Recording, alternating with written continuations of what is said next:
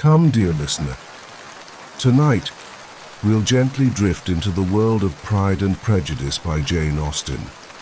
A story filled with quiet romance, candlelit conversations, rainy English mornings, and the occasional beautifully awkward declaration of love. So dim the lights, settle into your blankets and let the worries of the day slowly melt away. And before sleep completely steals you from me, may I ask a tiny favor? If you enjoy these peaceful readings, please consider subscribing to the channel. At the moment, this little corner of YouTube is still rather modest. Let's just say Mr. Darcy himself has more social connections than I do. Every subscription truly helps the channel grow and allows me to keep creating cozy stories to help you relax, unwind, and fall asleep. Now take a slow breath, get comfortable, and let us begin. Pride and Prejudice by Jane Austen. Pride and Prejudice, a novel. By Jane Austen. Military Library, London, 1813. Morning Dress. Invented by Mrs. Bell, 26 Charlotte Street, Bedford Square. Engraved for number 772 of La Belle Assemblée. 1st July 1815. Pride and Prejudice.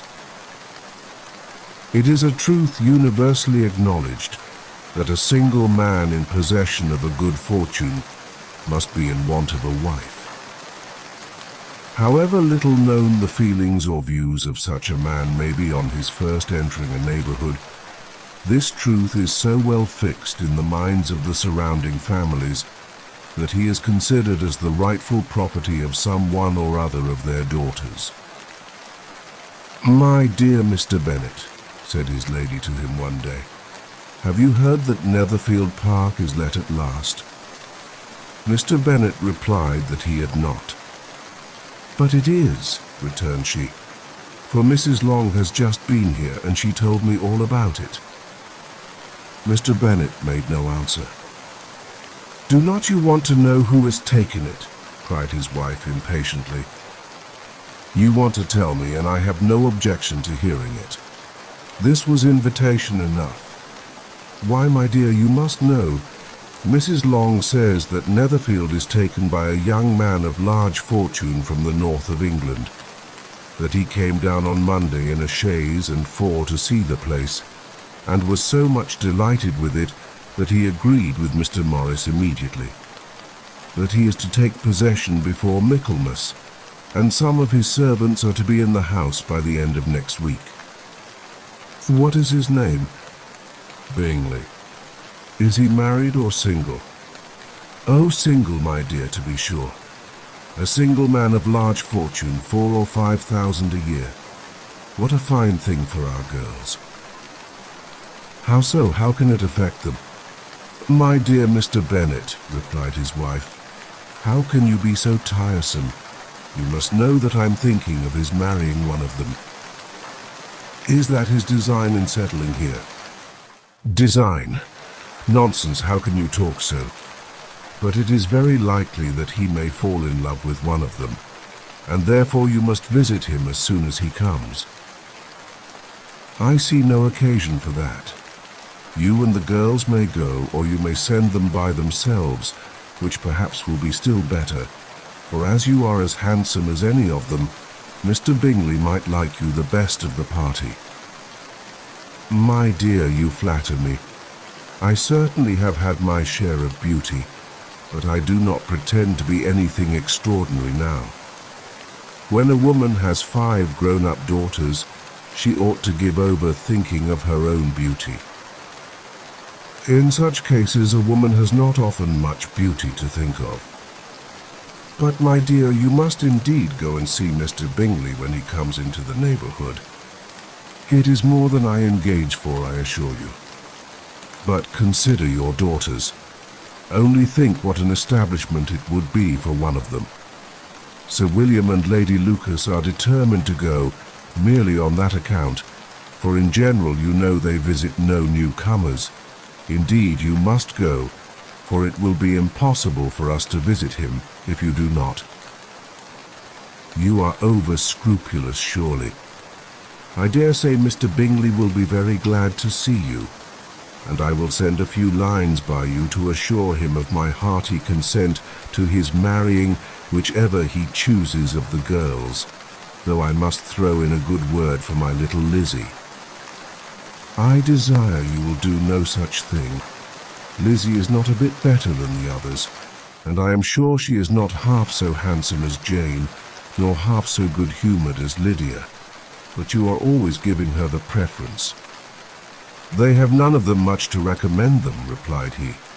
They are all silly and ignorant like other girls, but Lizzie has something more of quickness than her sisters. Mr. Bennet, how can you abuse your own children in such a way?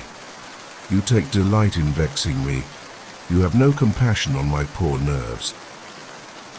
You mistake me, my dear. I have a high respect for your nerves. They are my old friends.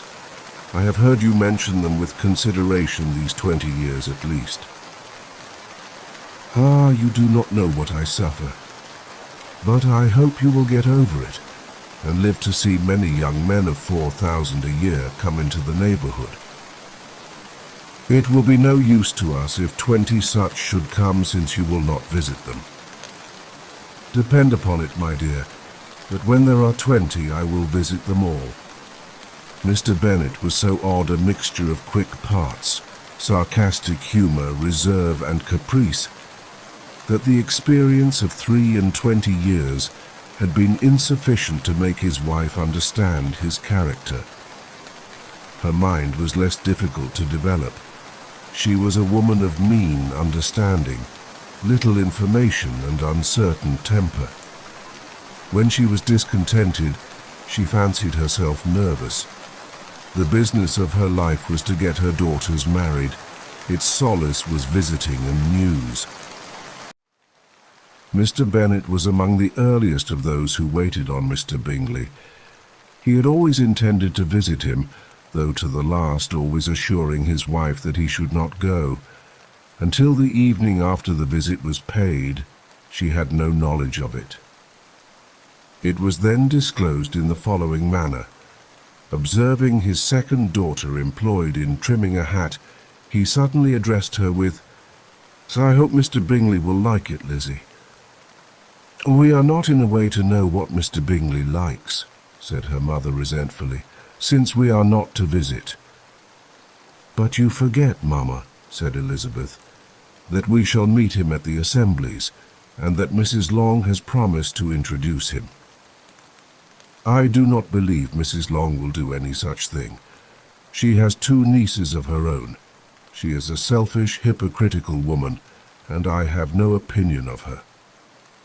"No more have I," said Mr. Bennet, "and I am glad to find that you do not depend on her serving you." Mrs. Bennet deigned not to make any reply, but unable to contain herself, began scolding one of her daughters. "Don't keep coughing so, Kitty, for heaven's sake. Have a little compassion on my nerves. You tear them to pieces." "Kitty has no discretion in her coughs," said her father. "She times them ill."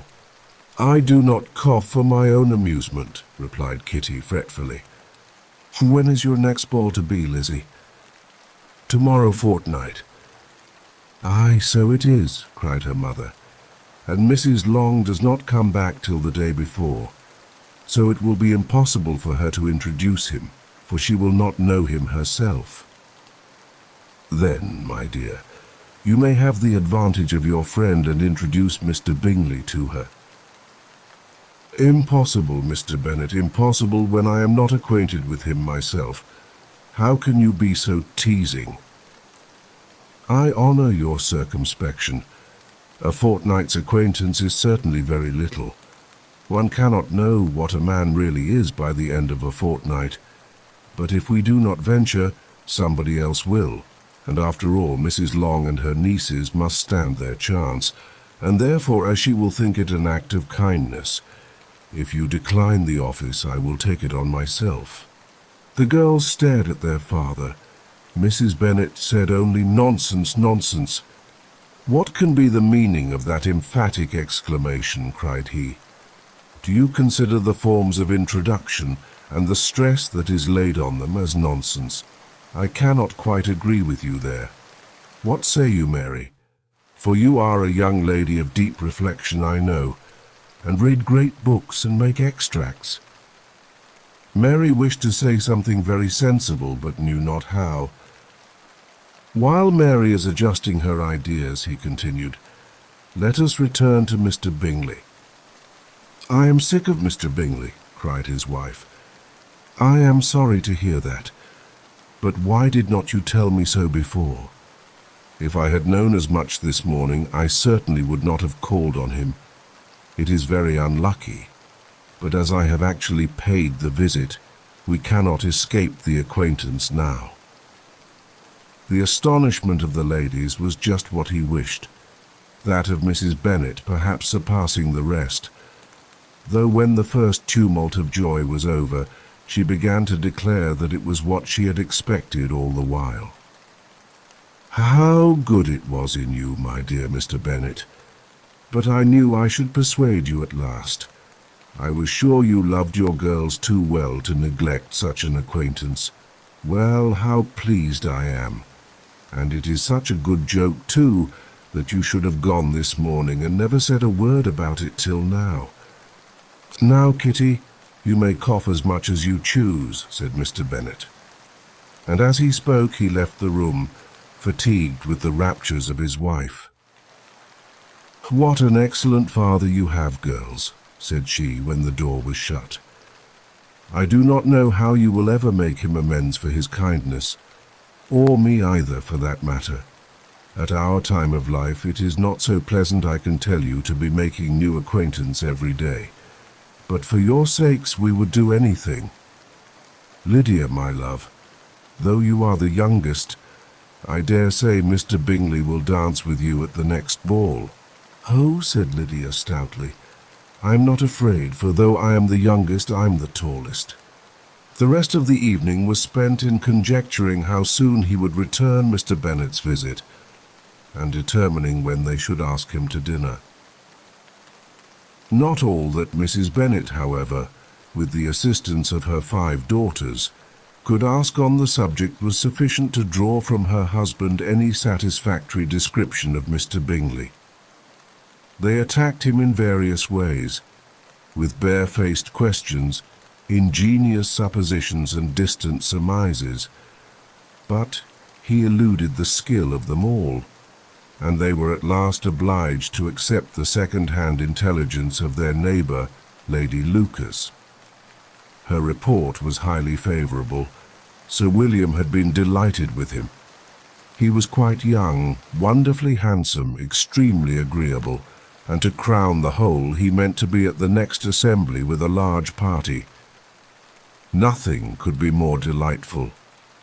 To be fond of dancing was a certain step towards falling in love, and very lively hopes of Mr. Bingley's heart were entertained. "If I can but see one of my daughters happily settled at Netherfield," said Mrs. Bennet to her husband, "and all the others equally well married, I shall have nothing to wish for." In a few days Mr. Bingley returned Mr. Bennet's visit, and sat about 10 minutes with him in his library. He had entertained hopes of being admitted to a sight of the young ladies, of whose beauty he had heard much, but he saw only the father. The ladies were somewhat more fortunate, for they had the advantage of ascertaining from an upper window that he wore a blue coat and rode a black horse.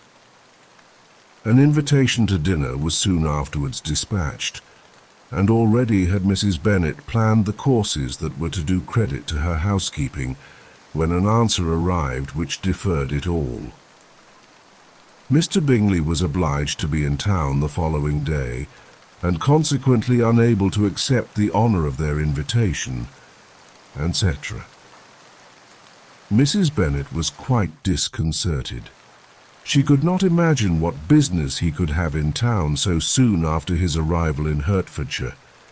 and she began to fear that he might be always flying about from one place to another, and never settled at Netherfield as he ought to be.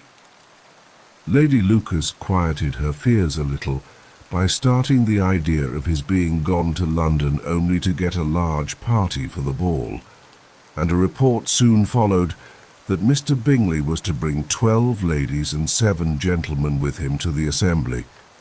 The girls grieved over such a number of ladies, but were comforted the day before the ball by hearing that instead of 12, he had brought only 6 with him from London, his 5 sisters and a cousin. And when the party entered the assembly room, it consisted of only 5 altogether. Mr. Bingley, his 2 sisters, the husband of the eldest, and another young man. Mr. Bingley was good-looking and gentlemanlike. He had a pleasant countenance and easy, unaffected manners. His sisters were fine women with an air of decided fashion. His brother-in-law, Mr. Hurst, merely looked the gentleman, but his friend Mr. Darcy soon drew the attention of the room by his fine, tall person, handsome features, noble mien, and the report which was in general circulation within 5 minutes after his entrance of his having 10,000 a year. The gentleman pronounced him to be a fine figure of a man. The ladies declared he was much handsomer than Mr. Bingley, and he was looked at with great admiration for about half the evening, till his manners gave a disgust which turned the tide of his popularity. For he was discovered to be proud, to be above his company, and above being pleased. And not all his large estate in Derbyshire could then save him from having a most forbidding, disagreeable countenance, and being unworthy to be compared with his friend. Mr. Bingley had soon made himself acquainted with all the principal people in the room. He was lively and unreserved, danced every dance, was angry that the ball closed so early, and talked of giving one himself at Netherfield. Such amiable qualities must speak for themselves. What a contrast between him and his friend. Mr. Darcy danced only once with Mrs. Hurst, and once with Miss Bingley, declined being introduced to any other lady, and spent the rest of the evening in walking about the room, speaking occasionally to one of his own party. His character was decided. He was the proudest, most disagreeable man in the world, and everybody hoped that he would never come there again. Amongst the most violent against him was Mrs. Bennet, whose dislike of his general behaviour was sharpened into particular resentment by his having slighted one of her daughters. Elizabeth Bennet had been obliged by the scarcity of gentlemen to sit down for 2 dances, and during part of that time Mr. Darcy had been standing near enough for her to overhear a conversation between him and Mr. Bingley, who came from the dance for a few minutes, to press his friend to join it. "Come, Darcy," said he, "I must have you dance. I hate to see you standing about by yourself in this stupid manner. You had much better dance." "I certainly shall not. You know how I detest it unless I am particularly acquainted with my partner. At such an assembly as this, it would be insupportable. Your sisters are engaged, and there is not another woman in the room whom it would not be a punishment to me to stand up with." "I would not be so fastidious as you are," cried Bingley, "for a kingdom. Upon my honour, I never met with so many pleasant girls in my life as I have this evening, and there are several of them you see uncommonly pretty." "You are dancing with the only handsome girl in the room," said Mr. Darcy, looking at the eldest Miss Bennet. "Oh, she is the most beautiful creature I ever beheld. But there is one of her sisters sitting down just behind you who is very pretty, and I dare say very agreeable. Do let me ask my partner to introduce you." "Which do you mean?" And turning round, he looked for a moment at Elizabeth, till catching her eye, he withdrew his own and coldly said, "She is tolerable, but not handsome enough to tempt me, and I am in no humour at present to give consequence to young ladies who are slighted by other men. You had better return to your partner and enjoy her smiles, for you are wasting your time with me." Mr. Bingley followed his advice. Mr. Darcy walked off, and Elizabeth remained with no very cordial feelings towards him. She told the story, however, with great spirit among her friends, for she had a lively, playful disposition which delighted in anything ridiculous. The evening altogether passed off pleasantly to the whole family. Mrs. Bennet had seen her eldest daughter much admired by the Netherfield party. Mr. Bingley had danced with her twice, and she had been distinguished by his sisters. Jane was as much gratified by this as her mother could be, though in a quieter way. Elizabeth felt Jane's pleasure. Mary had heard herself mentioned to Miss Bingley as the most accomplished girl in the neighbourhood, and Catherine and Lydia had been fortunate enough to be never without partners, which was all that they had yet learnt to care for at a ball. They returned, therefore, in good spirits to Longbourn, the village where they lived, and of which they were the principal inhabitants. They found Mr. Bennet still up. With a book he was regardless of time, and on the present occasion he had a good deal of curiosity as to the event of an evening which had raised such splendid expectations. He had rather hoped that all his wife's views on the stranger would be disappointed, but he soon found that he had a very different story to hear. "Oh, my dear Mr. Bennet," as she entered the room, "we have had a most delightful evening, a most excellent ball. I wish you had been there. Jane was so admired, nothing could be like it. Everybody said how well she looked, and Mr. Bingley thought her quite beautiful and danced with her twice. Only think of that, my dear. He actually danced with her twice, and she was the only creature in the room that he asked a second time. First of all, he asked Miss Lucas. I was so vexed to see him stand up with her, but however he did not admire her at all. Indeed, nobody can, you know, and he seemed quite struck with Jane as she was going down the dance. So he inquired who she was, and got introduced, and asked her for the two next. Then the 2/3 he danced with Miss King, and the 2/4 with Maria Lucas, and the 2/5 with Jane again, and the 2/6 with Lizzie and the boulanger. If he had had any compassion for me, cried her husband impatiently, he would not have danced half so much. For God's sake, say no more of his partners. Oh, that he had sprained his ankle in the first dance. Oh, my dear, continued Mrs. Bennet, I am quite delighted with him. He is so excessively handsome, and his sisters are charming women. I never in my life saw anything more elegant than their dresses. I dare say the lace upon Mrs. Hurst's gown. Here she was interrupted again. Mr. Bennet protested against any description of finery. She was therefore obliged to seek another branch of the subject, and related, with much bitterness of spirit and some exaggeration, the shocking rudeness of Mr. Darcy. But I can assure you, she added, that Lizzie does not lose much by not suiting his fancy, for he is a most disagreeable, horrid man, not at all worth pleasing.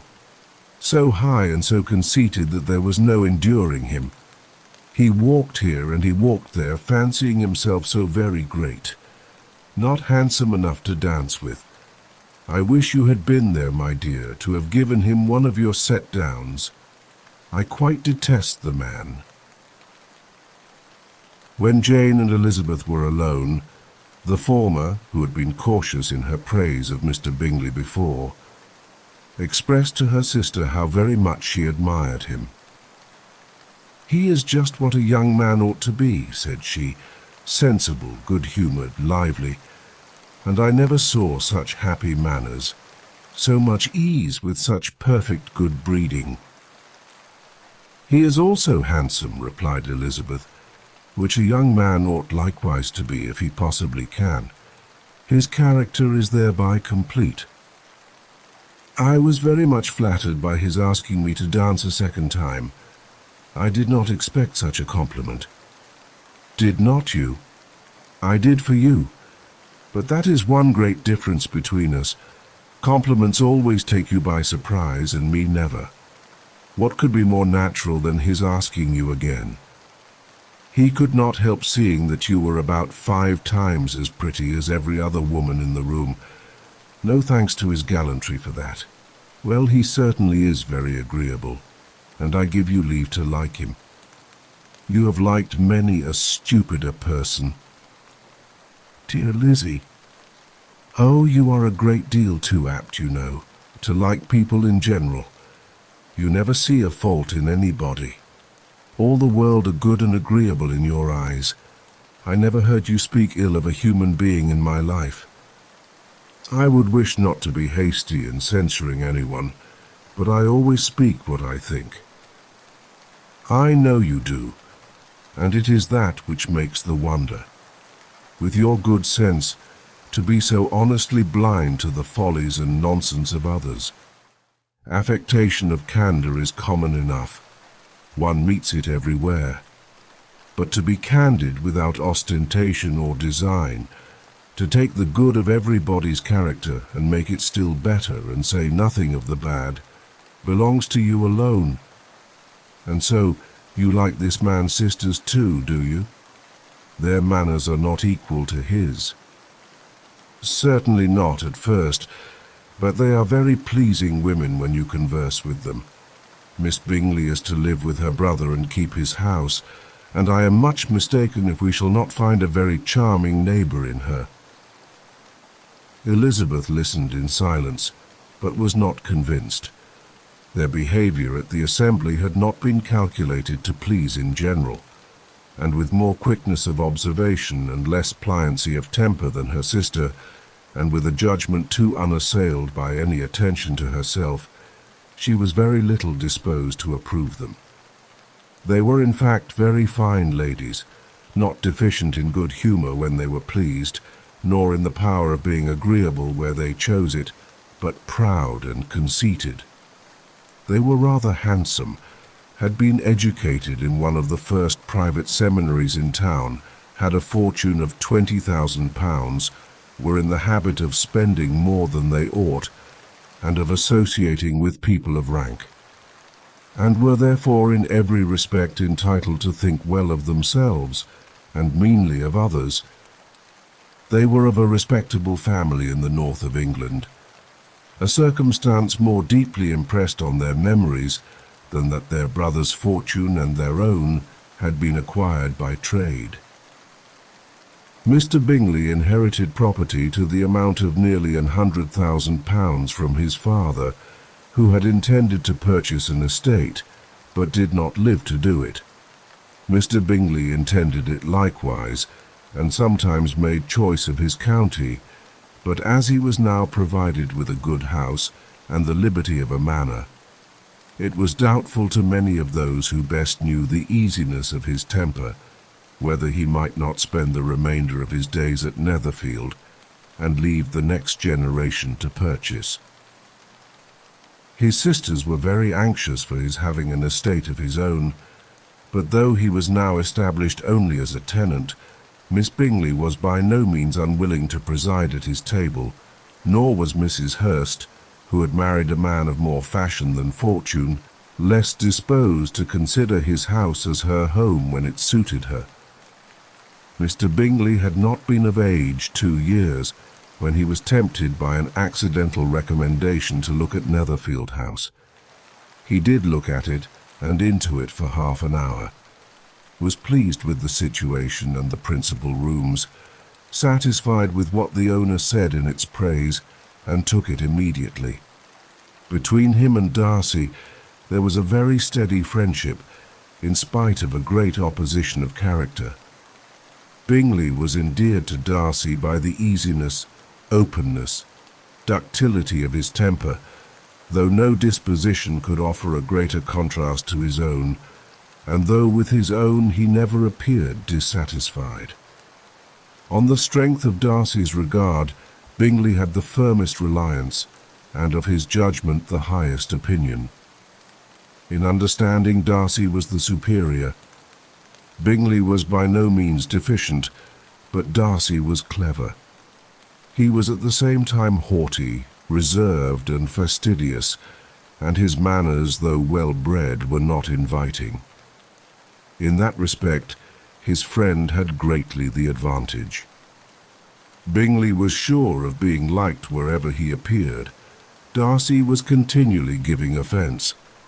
The manner in which they spoke of the Meryton assembly was sufficiently characteristic. Bingley had never met with pleasanter people or prettier girls in his life. Everybody had been most kind and attentive to him. There had been no formality, no stiffness. He had soon felt acquainted with all the room, and as to Miss Bennet, he could not conceive an angel more beautiful. Darcy, on the contrary, had seen a collection of people in whom there was little beauty and no fashion, for none of whom he had felt the smallest interest, and from none received either attention or pleasure. Miss Bennet he acknowledged to be pretty, but she smiled too much. Mrs. Hurst and her sister allowed it to be so, but still they admired her and liked her, and pronounced her to be a sweet girl, and one whom they should not object to know more of. Miss Bennet was therefore established as a sweet girl, and their brother felt authorized by such commendation to think of her as he chose. Within a short walk of Longbourn lived a family with whom the Bennets were particularly intimate. Sir William Lucas had been formerly in trade in Meryton, where he had made a tolerable fortune, and risen to the honour of knighthood by an address to the king during his mayoralty. The distinction had perhaps been felt too strongly. It had given him a disgust to his business and to his residence in a small market town, and quitting them both, he had removed with his family to a house about a mile from Meryton, denominated from that period Lucas Lodge, where he could think with pleasure of his own importance, and unshackled by business, occupy himself solely in being civil to all the world. For though elated by his rank, it did not render him supercilious. On the contrary, he was all attention to everybody. By nature inoffensive, friendly and obliging, his presentation at St. James's had made him courteous. Lady Lucas was a very good kind of woman, not too clever to be a valuable neighbour to Mrs. Bennet. They had several children. The eldest of them, a sensible, intelligent young woman about 27, was Elizabeth's intimate friend. That the Miss Lucases and the Miss Bennets should meet to talk over a ball was absolutely necessary, and the morning after the assembly brought the former to Longbourn to hear and to communicate. "You began the evening well, Charlotte," said Mrs. Bennet with civil self-command to Miss Lucas. "You were Mr. Bingley's first choice." "Yes, but he seemed to like his second better." "Oh, you mean Jane, I suppose, because he danced with her twice. To be sure, that did seem as if he admired her. Indeed, I rather believe he did. I heard something about it, but I hardly know what. Something about Mr. Robinson." "Perhaps you mean what I overheard between him and Mr. Robinson. Did not I mention it to you? Mr. Robinson's asking him how he liked our Meryton assemblies, and whether he did not think there were a great many pretty women in the room, and which he thought the prettiest. And his answering immediately to the last question, 'Oh, the eldest Miss Bennet, beyond a doubt. There cannot be two opinions on that point.'" "Upon my word? Well, that was very decided indeed. That does seem as if... But however, it may all come to nothing, you know." "My overhearings were more to the purpose than yours, Eliza," said Charlotte. "Mr. Darcy is not so well worth listening to as his friend, is he? Poor Eliza! to be only just tolerable. I beg you would not put it into Lizzie's head to be vexed by his ill treatment, for he is such a disagreeable man that it would be quite a misfortune to be liked by him. Mrs. Long told me last night that he sat close to her for half an hour without once opening his lips. "Are you quite sure, ma'am? Is not there a little mistake?" said Jane. "I certainly saw Mr. Darcy speaking to her." "Aye, because she asked him at last how he liked Netherfield, and he could not help answering her. But she said he seemed very angry at being spoke to." "Miss Bingley told me," said Jane, "that he never speaks much unless among his intimate acquaintance. With them he is remarkably agreeable."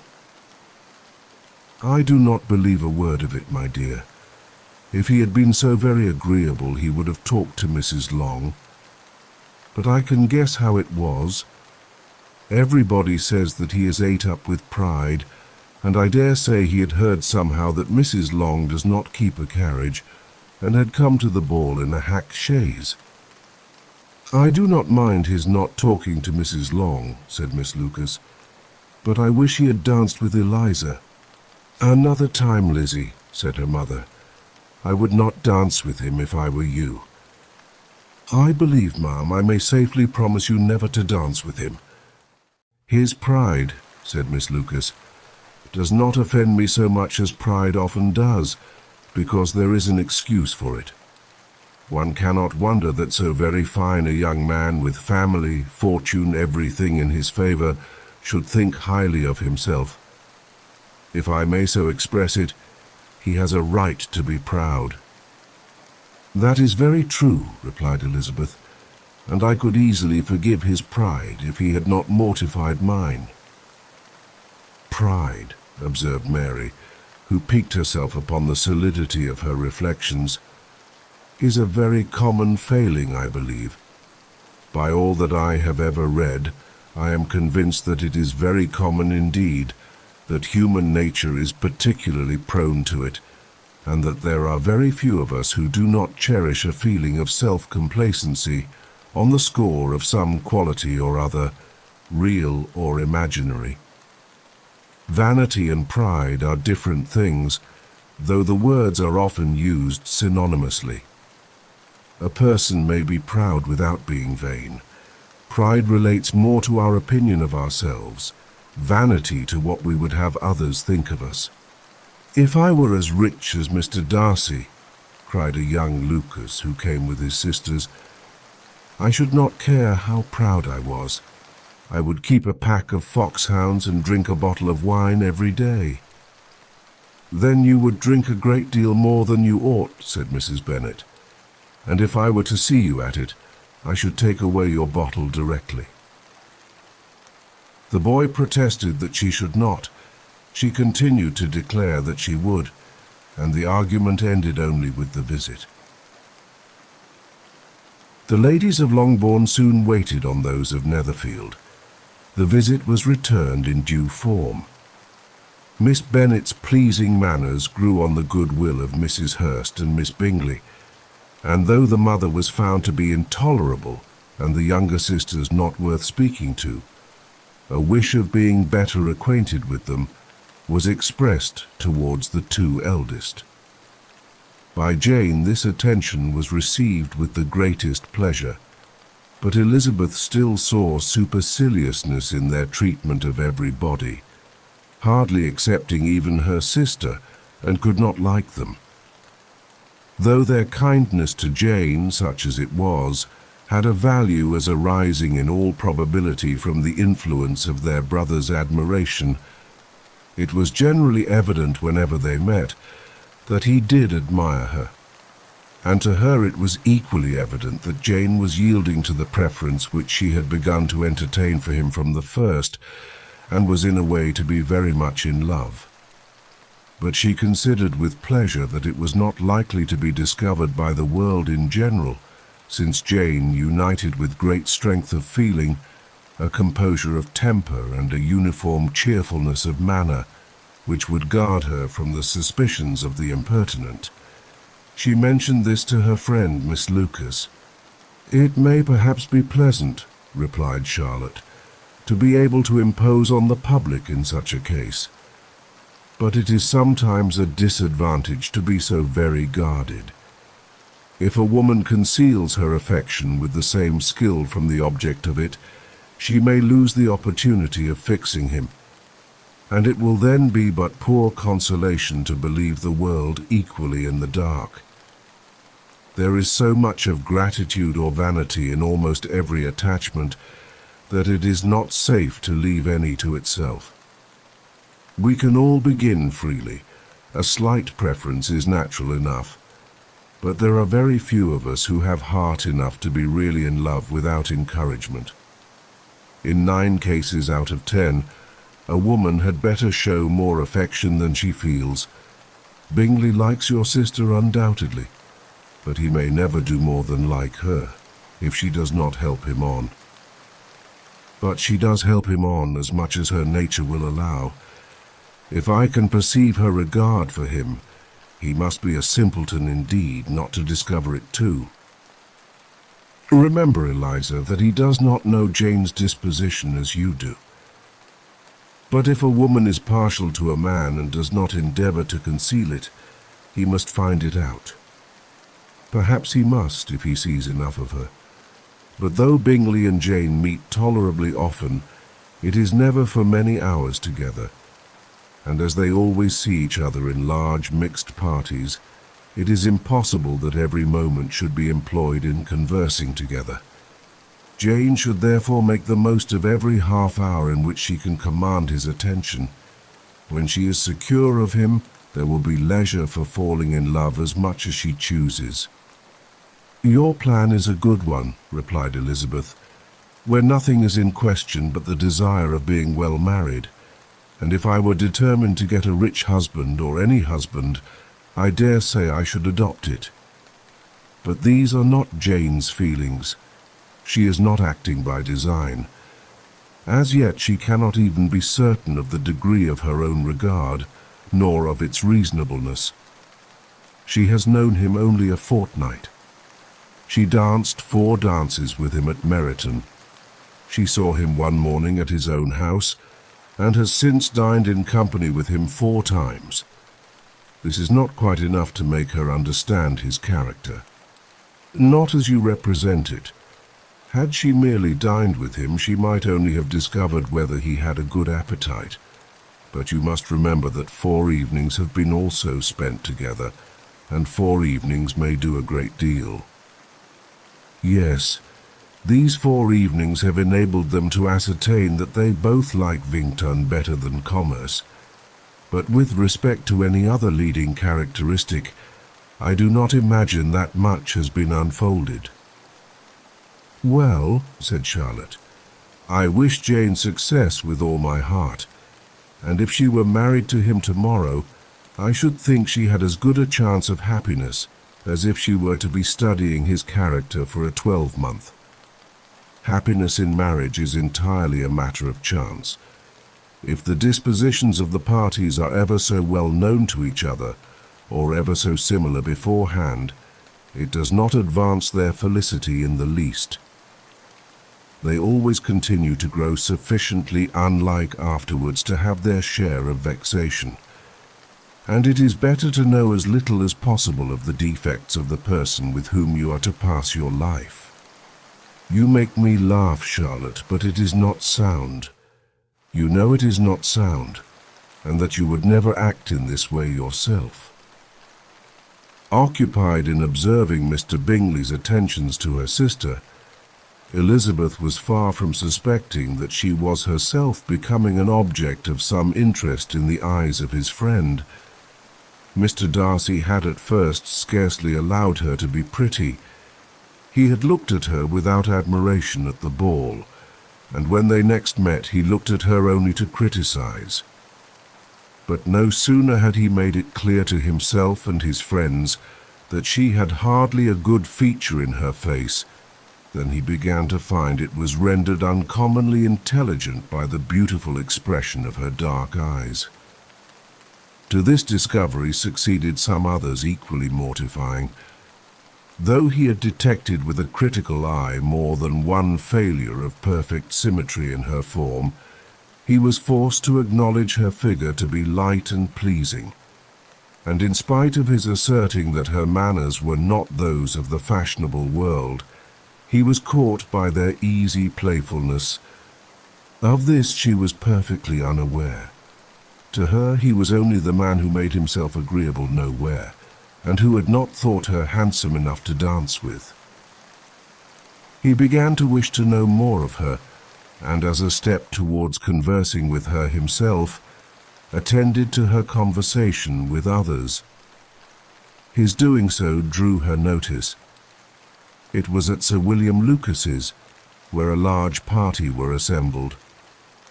"What does Mr. Darcy mean," said she to Charlotte, "by listening to my conversation with Colonel Forster?" "That is a question which Mr. Darcy only can answer. But if he does it any more, I shall certainly let him know that I see what he is about. He has a very satirical eye, and if I do not begin by being impertinent myself, I shall soon grow afraid of him." On his approaching them soon afterwards, though without seeming to have any intention of speaking, Miss Lucas defied her friend to mention such a subject to him, which immediately provoking Elizabeth to do it, she turned to him and said, "Did not you think, Mr. Darcy, that I expressed myself uncommonly well just now when I was teasing Colonel Forster to give us a ball at Meryton?" "With great energy, but it is a subject which always makes a lady energetic." "You are severe on us." "It will be her turn soon to be teased," said Miss Lucas. "I'm going to open the instrument, Eliza, and you know what follows."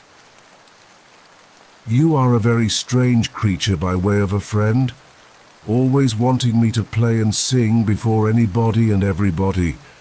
If my vanity had taken a musical turn, you would have been invaluable, but as it is, I would really rather not sit down before those who must be in the habit of hearing the very best performers."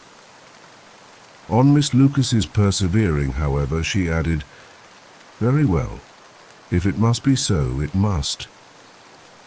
And gravely glancing at Mr. Darcy, "There is a fine old saying, which everybody here is of course familiar with, 'Keep your breath to cool your porridge,' and I shall keep mine to swell my song." Her performance was pleasing, though by no means capital. After a song or two, and before she could reply to the entreaties of several that she would sing again, she was eagerly succeeded at the instrument by her sister Mary, who, having, in consequence of being the only plain one in the family, worked hard for knowledge and accomplishments, was always impatient for display. Mary had neither genius nor taste, and though vanity had given her application, it had given her likewise a pedantic air and conceited manner, which would have injured a higher degree of excellence than she had reached. Elizabeth, easy and unaffected, had been listened to with much more pleasure, though not playing half so well.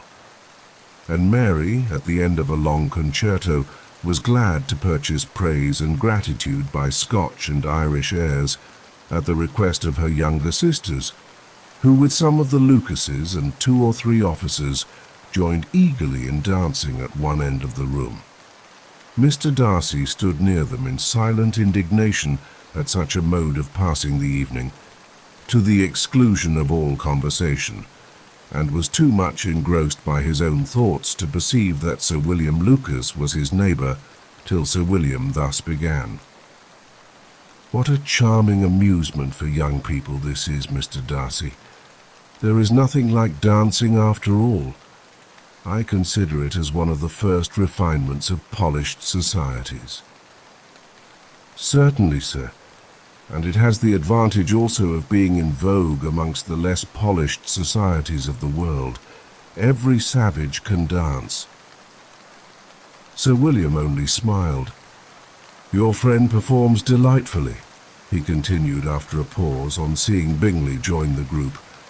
and I doubt not that you are an adept in the science yourself, Mr. Darcy. You saw me dance at Meryton, I believe, sir. Yes, indeed, and received no inconsiderable pleasure from the sight. Do you often dance at St. James's? Never, sir. Do you not think it would be a proper compliment to the place? It is a compliment which I never pay to any place if I can avoid it. You have a house in town, I conclude. Mr. Darcy bowed. I had once some thoughts of fixing in town myself, for I am fond of superior society. But I did not feel quite certain that the air of London would agree with Lady Lucas. He paused in hopes of an answer, but his companion was not disposed to make any, and Elizabeth at that instant moving towards them, he was struck with the notion of doing a very gallant thing, and called out to her, "My dear Miss Eliza, why are not you dancing? Mr. Darcy, you must allow me to present this young lady to you as a very desirable partner. You cannot refuse to dance, I am sure, when so much beauty is before you." And taking her hand, he would have given it to Mr. Darcy, who, though extremely surprised, was not unwilling to receive it when she instantly drew back, and said with some discomposure to Sir William, "Indeed, sir, I have not the least intention of dancing. I entreat you not to suppose that I moved this way in order to beg for a partner." Mr. Darcy, with grave propriety, requested to be allowed the honour of her hand, but in vain. Elizabeth was determined, nor did Sir William at all shake her purpose by his attempt at persuasion. "You excelled so much in the dance, Miss Eliza, that it is cruel to deny me the happiness of seeing you, and though this gentleman dislikes the amusement in general, he can have no objection, I am sure, to oblige us for 1/2 hour." "Mr. Darcy is all politeness," said Elizabeth, smiling. "He is indeed, but considering the inducement, my dear Miss Eliza, we cannot wonder at his complaisance, for who would object to such a partner?" Elizabeth looked archly and turned away. Her resistance had not injured her with the gentleman, and he was thinking of her with some complacency when thus accosted by Miss Bingley. "I can guess the subject of your reverie." "I should imagine not. You are considering how insupportable it would be to pass many evenings in this manner, in such society, and indeed I am quite of your opinion. I was never more annoyed. The insipidity and yet the noise, the nothingness and yet the self-importance of all these people. What would I give to hear your strictures on them? Your conjecture is totally wrong, I assure you. My mind was more agreeably engaged. I have been meditating on the very great pleasure which a pair of fine eyes in the face of a pretty woman can bestow." Miss Bingley immediately fixed her eyes on his face, and desired he would tell her what lady had the credit of inspiring such reflections. Mr. Darcy replied with great intrepidity, "Miss Elizabeth Bennet." "Miss Elizabeth Bennet," repeated Miss Bingley. "I am all astonishment. How long has she been such a favourite? And pray, when am I to wish you joy?" "That is exactly the question which I expected you to ask. A lady's imagination is very rapid. It jumps from admiration to love, from love to matrimony in a moment. I knew you would be wishing me joy." "Nay, if you are so serious about it, I shall consider the matter as absolutely settled. You will have a charming mother-in-law indeed, and of course she will be always at Pemberley with you." He listened to her with perfect indifference, while she chose to entertain herself in this manner, and as his composure convinced her that all was safe, her wit flowed long. Mr. Bennet's property consisted almost entirely in an estate of 2,000 a year, which, unfortunately for his daughters, was entailed in default of heirs male, on a distant relation, and their mother's fortune, though ample for her situation in life, could but ill supply the deficiency of his. Her father had been an attorney in Meryton and had left her £4,000.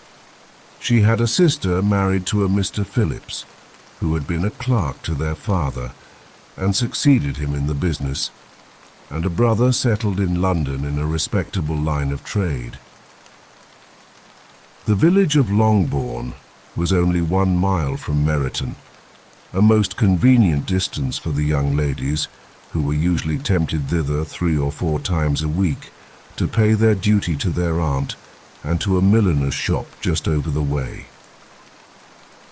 The 2 youngest of the family, Catherine and Lydia, were particularly frequent in these attentions. Their minds were more vacant than their sisters', and when nothing better offered, a walk to Meryton was necessary to amuse their morning hours and furnish conversation for the evening. And however bare of news the country in general might be, they always contrived to learn some from their aunt. At present, indeed, they were well supplied both with news and happiness by the recent arrival of a militia regiment in the neighbourhood. It was to remain the whole winter, and Meryton was the headquarters. Their visits to Mrs. Phillips were now productive of the most interesting intelligence. Every day added something to their knowledge of the officers' names and connections. Their lodgings were not long a secret, and at length they began to know the officers themselves. Mr. Phillips visited them all, and this opened to his nieces a source of felicity unknown before. They could talk of nothing but officers, and Mr. Bingley's large fortune, the mention of which gave animation to their mother, was worthless in their eyes when opposed to the regimentals of an ensign. After listening one morning to their effusions on this subject, Mr. Bennet coolly observed, "From all that I can collect by your manner of talking, you must be 2 of the silliest girls in the country. I have suspected it some time, but I am now convinced." Catherine was disconcerted and made no answer, but Lydia, with perfect indifference, continued to express her admiration of Captain Carter and her hope of seeing him in the course of the day, as he was going the next morning to London. "I am astonished, my dear," said Mrs. Bennet, "that you should be so ready to think your own children silly. If I wished to think slightingly of anybody's children, it should not be of my own, however. If my children are silly, I must hope to be always sensible of it. Yes, but as it happens, they are all of them very clever. This is the only point, I flatter myself, on which we do not agree. I had hoped that our sentiments coincided in every particular, but I must so far differ from you as to think our 2 youngest daughters uncommonly foolish. My dear Mr. Bennet, you must not expect such girls to have the sense of their father and mother. When they get to our age, I dare say they will not think about officers any more than we do. I remember the time when I liked a red coat myself very well, and indeed so I do still at my heart. And if a smart young colonel with 5,000 or 6,000 a year should want one of my girls, I shall not say nay to him, and I thought Colonel Forster looked very becoming the other night at Sir William's in his regimentals." "Mamma," cried Lydia, "my aunt says that Colonel Forster and Captain Carter do not go so often to Miss Watson's as they did when they first came. She sees them now very often standing in Clark's library." Mrs. Bennet was prevented replying by the entrance of the footman with a note for Miss Bennet. It came from Netherfield, and the servant waited for an answer. Mrs. Bennet's eyes sparkled with pleasure, and she was eagerly calling out, while her daughter read, "Well, Jane, who is it from? What is it about? What does he say?" "Well, Jane, make haste and tell us. Make haste, my love." "It is from Miss Bingley," said Jane, and then read it aloud. "My dear friend, If you are not so compassionate as to dine today with Louisa and me, we shall be in danger of hating each other for the rest of our lives, for a whole day's tete-a-tete between two women can never end without a quarrel. Come as soon as you can on the receipt of this. My brother and the gentleman are to dine with the officers. Yours ever, Caroline Bingley. With the officers, cried Lydia. I wonder my aunt did not tell us of that. Dining out, said Mrs. Bennet. That is very unlucky. Can I have the carriage? Said Jane. No, my dear. You had better go on horseback because it seems likely to rain, and then you must stay all night. That would be a good scheme, said Elizabeth, if you were sure that they would not offer to send her home. Oh, but the gentleman will have Mr. Bingley's chaise to go to Meryton, and the Hursts have no horses to theirs. I had much rather go in the coach. But, my dear, your father cannot spare the horses, I'm sure. They are wanted in the farm, Mr. Bennet, are not they? They are wanted in the farm much oftener than I can get them. But if you have got them today, said Elizabeth, my mother's purpose will be answered. She did at last extort from her father an acknowledgment that the horses were engaged. Jane was therefore obliged to go on horseback, and her mother attended her to the door with many cheerful prognostics of a bad day. Her hopes were answered. Jane had not been gone long before it rained hard. Her sisters were uneasy for her, but her mother was delighted. The rain continued the whole evening without intermission. Jane certainly could not come back. This was a lucky idea of mine indeed, said Mrs. Bennet more than once, as if the credit of making it rain were all her own. Till the next morning, however, she was not aware of all the felicity of her contrivance. Breakfast was scarcely over when a servant from Netherfield brought the following note for Elizabeth. My dearest Lizzie, I find myself very unwell this morning, which I suppose is to be imputed to my getting wet through yesterday. My kind friends will not hear of my returning home till I am better. They insist also on my seeing Mr. Jones. Therefore do not be alarmed if you should hear of his having been to me, and excepting a sore throat and headache, there is not much the matter with me. Yours, etc.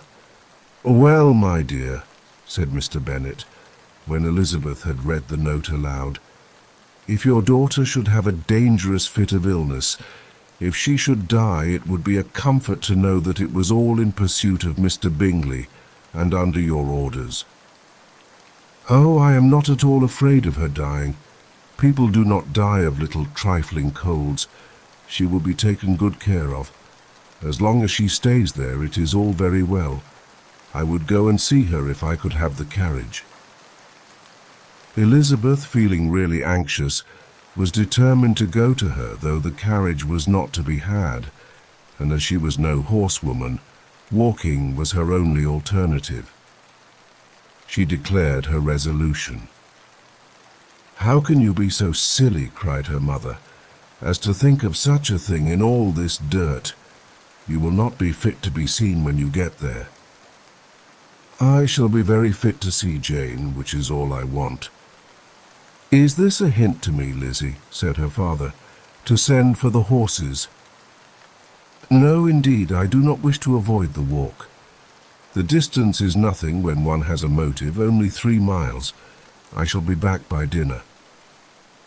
I admire the activity of your benevolence, observed Mary, but every impulse of feeling should be guided by reason, and in my opinion, exertion should always be in proportion to what is required.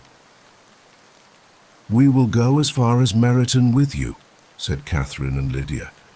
Elizabeth accepted their company, and the 3 young ladies set off together. If we make haste, said Lydia as they walked along, perhaps we may see something of Captain Carter before he goes. In Meryton they parted.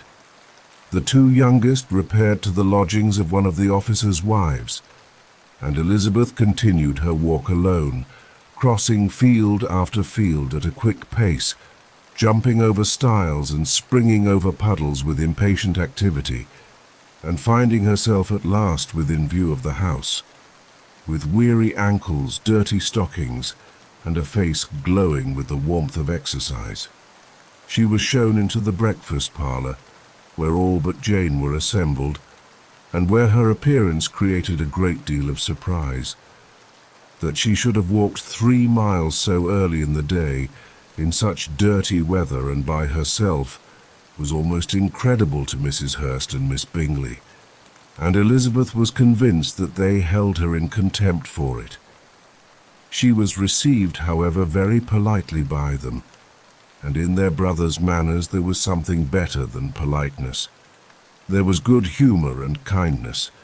Mr. Darcy said very little, and Mr. Hurst nothing at all. The former was divided between admiration of the brilliancy which exercise had given to her complexion, and doubt as to the occasions justifying her coming so far alone. The latter was thinking only of his breakfast. Her inquiries after her sister were not very favourably answered.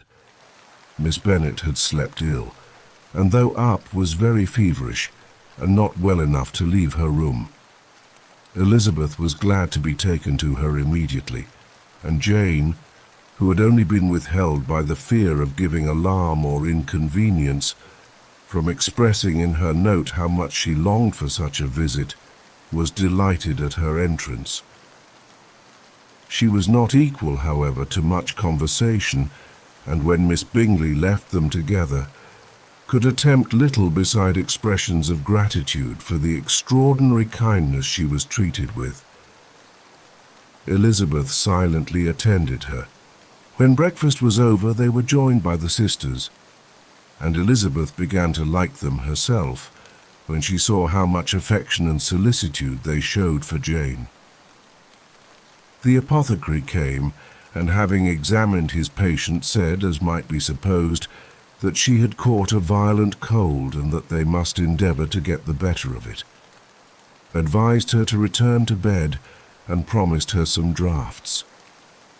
The advice was followed readily, for the feverish symptoms increased, and her head ached acutely. Elizabeth did not quit her room for a moment, nor were the other ladies often absent. The gentlemen being out, they had in fact nothing to do elsewhere. When the clock struck 3, Elizabeth felt that she must go, and very unwillingly said so.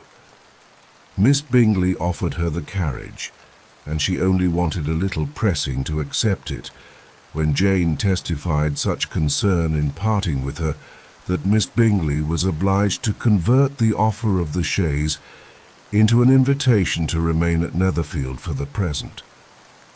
Elizabeth most thankfully consented, and a servant was dispatched to Longbourn to acquaint the family with her stay and bring back a supply of clothes. At 5 o'clock the two ladies retired to dress, and at 6:30 Elizabeth was summoned to dinner. To the civil inquiries which then poured in, and amongst which she had the pleasure of distinguishing the much superior solicitude of Mr. Bingley's, she could not make a very favourable answer.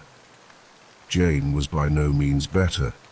The sisters, on hearing this, repeated 3 or 4 times how much they were grieved, how shocking it was to have a bad cold, and how excessively they disliked being ill themselves, and then thought no more of the matter, and their indifference towards Jane, when not immediately before them, restored Elizabeth to the enjoyment of all her original dislike.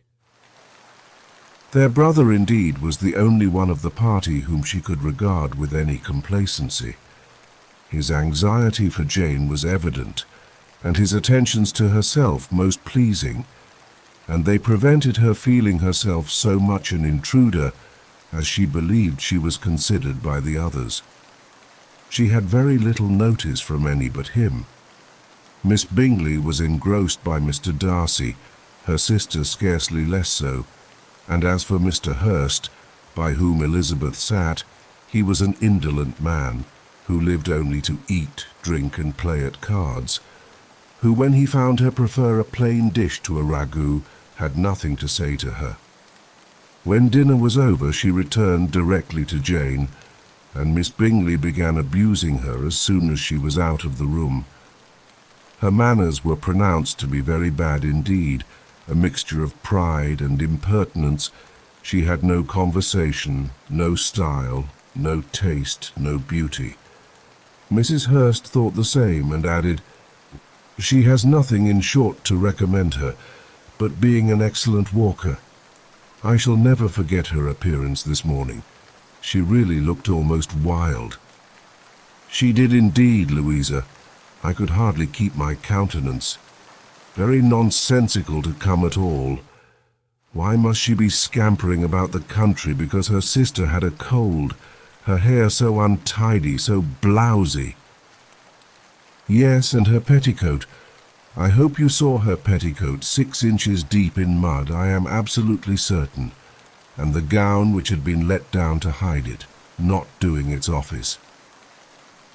"Your picture may be very exact, Louisa," said Bingley, "but this was all lost upon me. I thought Miss Elizabeth Bennet looked remarkably well when she came into the room this morning. Her dirty petticoat quite escaped my notice." "You observed it, Mr. Darcy, I am sure," said Miss Bingley, "and I am inclined to think that you would not wish to see your sister make such an exhibition." "Certainly not. To walk 3 miles or 4 miles or 5 miles or whatever it is, above her ankles in dirt and alone, quite alone. What could she mean by it? It seems to me to show an abominable sort of conceited independence, a most country town indifference to decorum." "It shows an affection for her sister that is very pleasing," said Bingley. "I am afraid, Mr. Darcy," observed Miss Bingley in a half-whisper, "that this adventure has rather affected your admiration of her fine eyes." "Not at all," he replied. "They were brightened by the exercise." A short pause followed this speech, and Mrs. Hurst began again. "I have an excessive regard for Jane Bennet. She is really a very sweet girl, and I wish with all my heart she were well settled. But with such a father and mother and such low connections, I'm afraid there is no chance of it." "I think I've heard you say that their uncle is an attorney in Meryton." "Yes, and they have another who lives somewhere near Cheapside." "That is capital," added her sister, and they both laughed heartily. "If they had uncles enough to fill all Cheapside," cried Bingley, "it would not make them one jot less agreeable." "But it must very materially lessen their chance of marrying men of any consideration in the world," replied Darcy. To this speech Bingley made no answer, but his sisters gave it their hearty assent, and indulged their mirth for some time at the expense of their dear friend's vulgar relations. With a renewal of tenderness, however, they repaired to her room on leaving the dining-parlour, and sat with her till summoned to coffee. She was still very poorly, and Elizabeth would not quit her at all till late in the evening, when she had the comfort of seeing her asleep, and when it appeared to her rather right than pleasant that she should go downstairs herself. On entering the drawing-room, she found the whole party at loo, and was immediately invited to join them. But suspecting them to be playing high, she declined it, and making her sister the excuse, said she would amuse herself for the short time she could stay below with a book. Mr. Hurst looked at her with astonishment. "Do you prefer reading to cards?" said he. "That is rather singular." "Miss Eliza Bennet," said Miss Bingley, "despises cards. She is a great reader and has no pleasure in anything else." "I deserve neither such praise nor such censure," cried Elizabeth. "I am not a great reader, and I have pleasure in many things." "In nursing your sister, I'm sure you have pleasure," said Bingley, "and I hope it will soon be increased by seeing her quite well." Elizabeth thanked him from her heart, and then walked towards a table where a few books were lying. He immediately offered to fetch her others, all that his library afforded. "And I wish my collection were larger for your benefit and my own credit. But I am an idle fellow, and though I have not many, I have more than I ever look into." Elizabeth assured him that she could suit herself perfectly with those in the room. "I am astonished," said Miss Bingley, "that my father should have left so small a collection of books. What a delightful library you have at Pemberley, Mr. Darcy." "It ought to be good," he replied. "It has been the work of many generations. And then you have added so much to it yourself. You are always buying books. I cannot comprehend the neglect of a family library in such days as these." "Neglect? I am sure you neglect nothing that can add to the beauties of that noble place. Charles, when you build your house, I wish it may be half as delightful as Pemberley." "I wish it may. But I would really advise you to make your purchase in that neighbourhood, and take Pemberley for a kind of model. There is not a finer county in England than Derbyshire." "With all my heart. I will buy Pemberley itself if Darcy will sell it. I am talking of possibilities, Charles. Upon my word, Caroline, I should think it more possible to get Pemberley by purchase than by imitation." Elizabeth was so much caught by what passed as to leave her very little attention for her book, and soon laying it wholly aside, she drew near the card table and stationed herself between Mr. Bingley and his eldest sister to observe the game. "Is Miss Darcy much grown since the spring?" said Miss Bingley. "Will she be as tall as I am?" "I think she will. She is now about Miss Elizabeth Bennet's height, or rather taller. How I long to see her again. I never met with anybody who delighted me so much. Such a countenance, such manners, and so extremely accomplished for her age. Her performance on the pianoforte is exquisite." "It is amazing to me," said Bingley, "how young ladies can have patience to be so very accomplished as they all are." "All young ladies accomplished? My dear Charles, what do you mean?" "Yes, all of them, I think. They all paint tables, cover screens, and net purses. I scarcely know anyone who cannot do all this, and I am sure I never heard a young lady spoken of for the first time without being informed that she was very accomplished." "Your list of the common extent of accomplishments," said Darcy, "has too much truth. The word is applied to many a woman who deserves it no otherwise than by netting a purse or covering a screen. But I am very far from agreeing with you in your estimation of ladies in general. I cannot boast of knowing more than half a dozen, in the whole range of my acquaintance, that are really accomplished." "Nor I am sure," said Miss Bingley. "Then," observed Elizabeth, "you must comprehend a great deal in your idea of an accomplished woman." "Yes, I do comprehend a great deal in it." "Oh, certainly," cried his faithful assistant.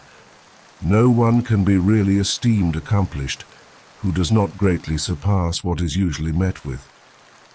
A woman must have a thorough knowledge of music, singing, drawing, dancing, and the modern languages to deserve the word.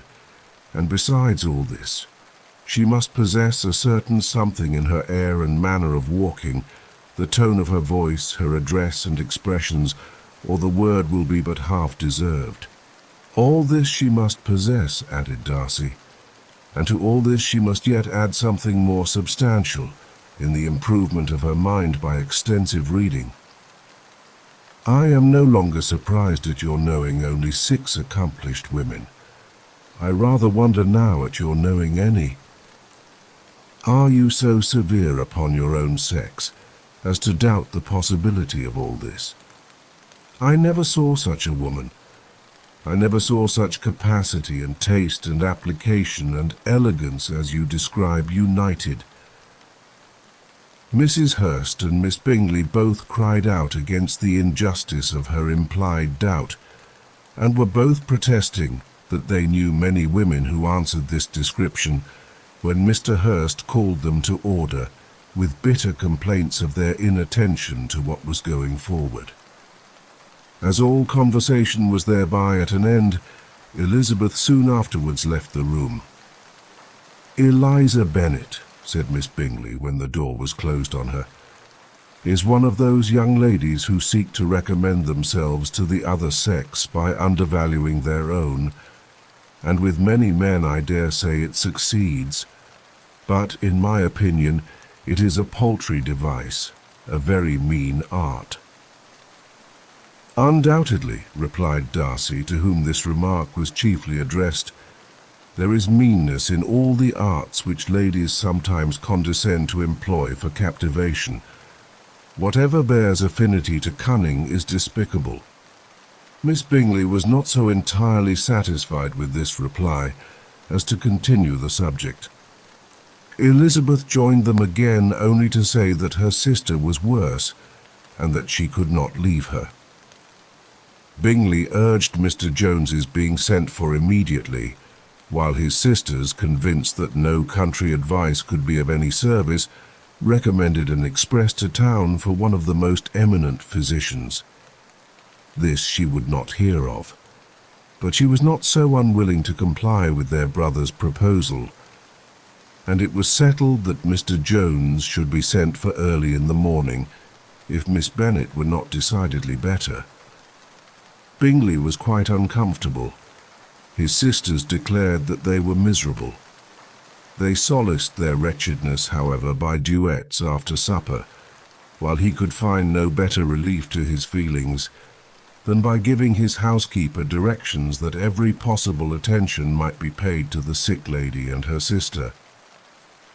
Elizabeth passed the chief of the night in her sister's room, and in the morning had the pleasure of being able to send a tolerable answer to the inquiries which she very early received from Mr. Bingley by a housemaid, and some time afterwards from the two elegant ladies who waited on his sisters. In spite of this amendment, however, she requested to have a note sent to Longbourn, desiring her mother to visit Jane, and form her own judgment of her situation. The note was immediately dispatched, and its contents as quickly complied with. Mrs. Bennet, accompanied by her two youngest girls, reached Netherfield soon after the family breakfast. Had she found Jane in any apparent danger, Mrs. Bennet would have been very miserable. But being satisfied on seeing her that her illness was not alarming, she had no wish of her recovering immediately, as her restoration to health would probably remove her from Netherfield. She would not listen, therefore, to her daughter's proposal of being carried home. Neither did the apothecary, who arrived about the same time, think it at all advisable. After sitting a little while with Jane, on Miss Bingley's appearance and invitation, the mother and three daughters all attended her into the breakfast parlour. Bingley met them with hopes that Mrs. Bennet had not found Miss Bennet worse than she expected. "Indeed I have, sir," was her answer. "She is a great deal too ill to be moved. Mr. Jones says we must not think of moving her. We must trespass a little longer on your kindness." "Removed," cried Bingley. "It must not be thought of. My sister, I'm sure, will not hear of her removal." "You may depend upon it, madam," said Miss Bingley with cold civility, "that Miss Bennet shall receive every possible attention while she remains with us." Mrs. Bennet was profuse in her acknowledgments. "I am sure," she added, "if it was not for such good friends, I do not know what would become of her, for she is very ill indeed, and suffers a vast deal, though with the greatest patience in the world, which is always the way with her, for she has without exception the sweetest temper I ever met with. I often tell my other girls they are nothing to her. You have a sweet room here, Mr. Bingley, and a charming prospect over that gravel walk. I do not know a place in the country that is equal to Netherfield. You will not think of quitting it in a hurry, I hope, though you have but a short lease. Whatever I do is done in a hurry, replied he, and therefore if I should resolve to quit Netherfield, I should probably be off in 5 minutes. At present, however, I consider myself as quite fixed here. That is exactly what I should have supposed of you, said Elizabeth. You begin to comprehend me, do you? Cried he, turning towards her. Oh yes, I understand you perfectly. I wish I might take this for a compliment, but to be so easily seen through, I am afraid, is pitiful. That is as it happens. It does not necessarily follow that a deep, intricate character is more or less estimable than such a one as yours. Lizzie, cried her mother, remember where you are, and do not run on in the wild manner that you are suffered to do at home. I did not know before, continued Bingley immediately, that you were a studier of character. It must be an amusing study. Yes, but intricate characters are the most amusing. They have at least that advantage. The country, said Darcy, can in general supply but few subjects for such a study.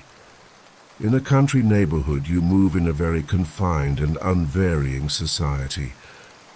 But people themselves alter so much that there is something new to be observed in them forever.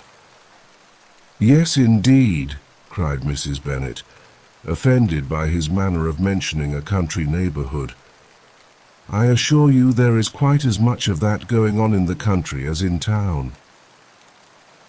Everybody was surprised, and Darcy, after looking at her for a moment, turned silently away. Mrs. Bennet, who fancied she had gained a complete victory over him, continued her triumph. I cannot see that London has any great advantage over the country for my part, except the shops and public places. The country is a vast deal pleasanter, is not it, Mr. Bingley? When I am in the country, he replied, I never wish to leave it, and when I am in town it is pretty much the same. They have each their advantages, and I can be equally happy in either. Aye, that is because you have the right disposition. But that gentleman, looking at Darcy, seemed to think the country was nothing at all. Indeed, mamma, you are mistaken, said Elizabeth, blushing for her mother. You quite mistook Mr. Darcy. He only meant that there were not such a variety of people to be met with in the country as in town, which you must acknowledge to be true. Certainly, my dear, nobody said there were. But as to not meeting with many people in this neighbourhood, I believe there are few neighbourhoods larger. I know we dine with 24 families. Nothing but concern for Elizabeth could enable Bingley to keep his countenance. His sister was less delicate, and directed her eye towards Mr. Darcy with a very expressive smile.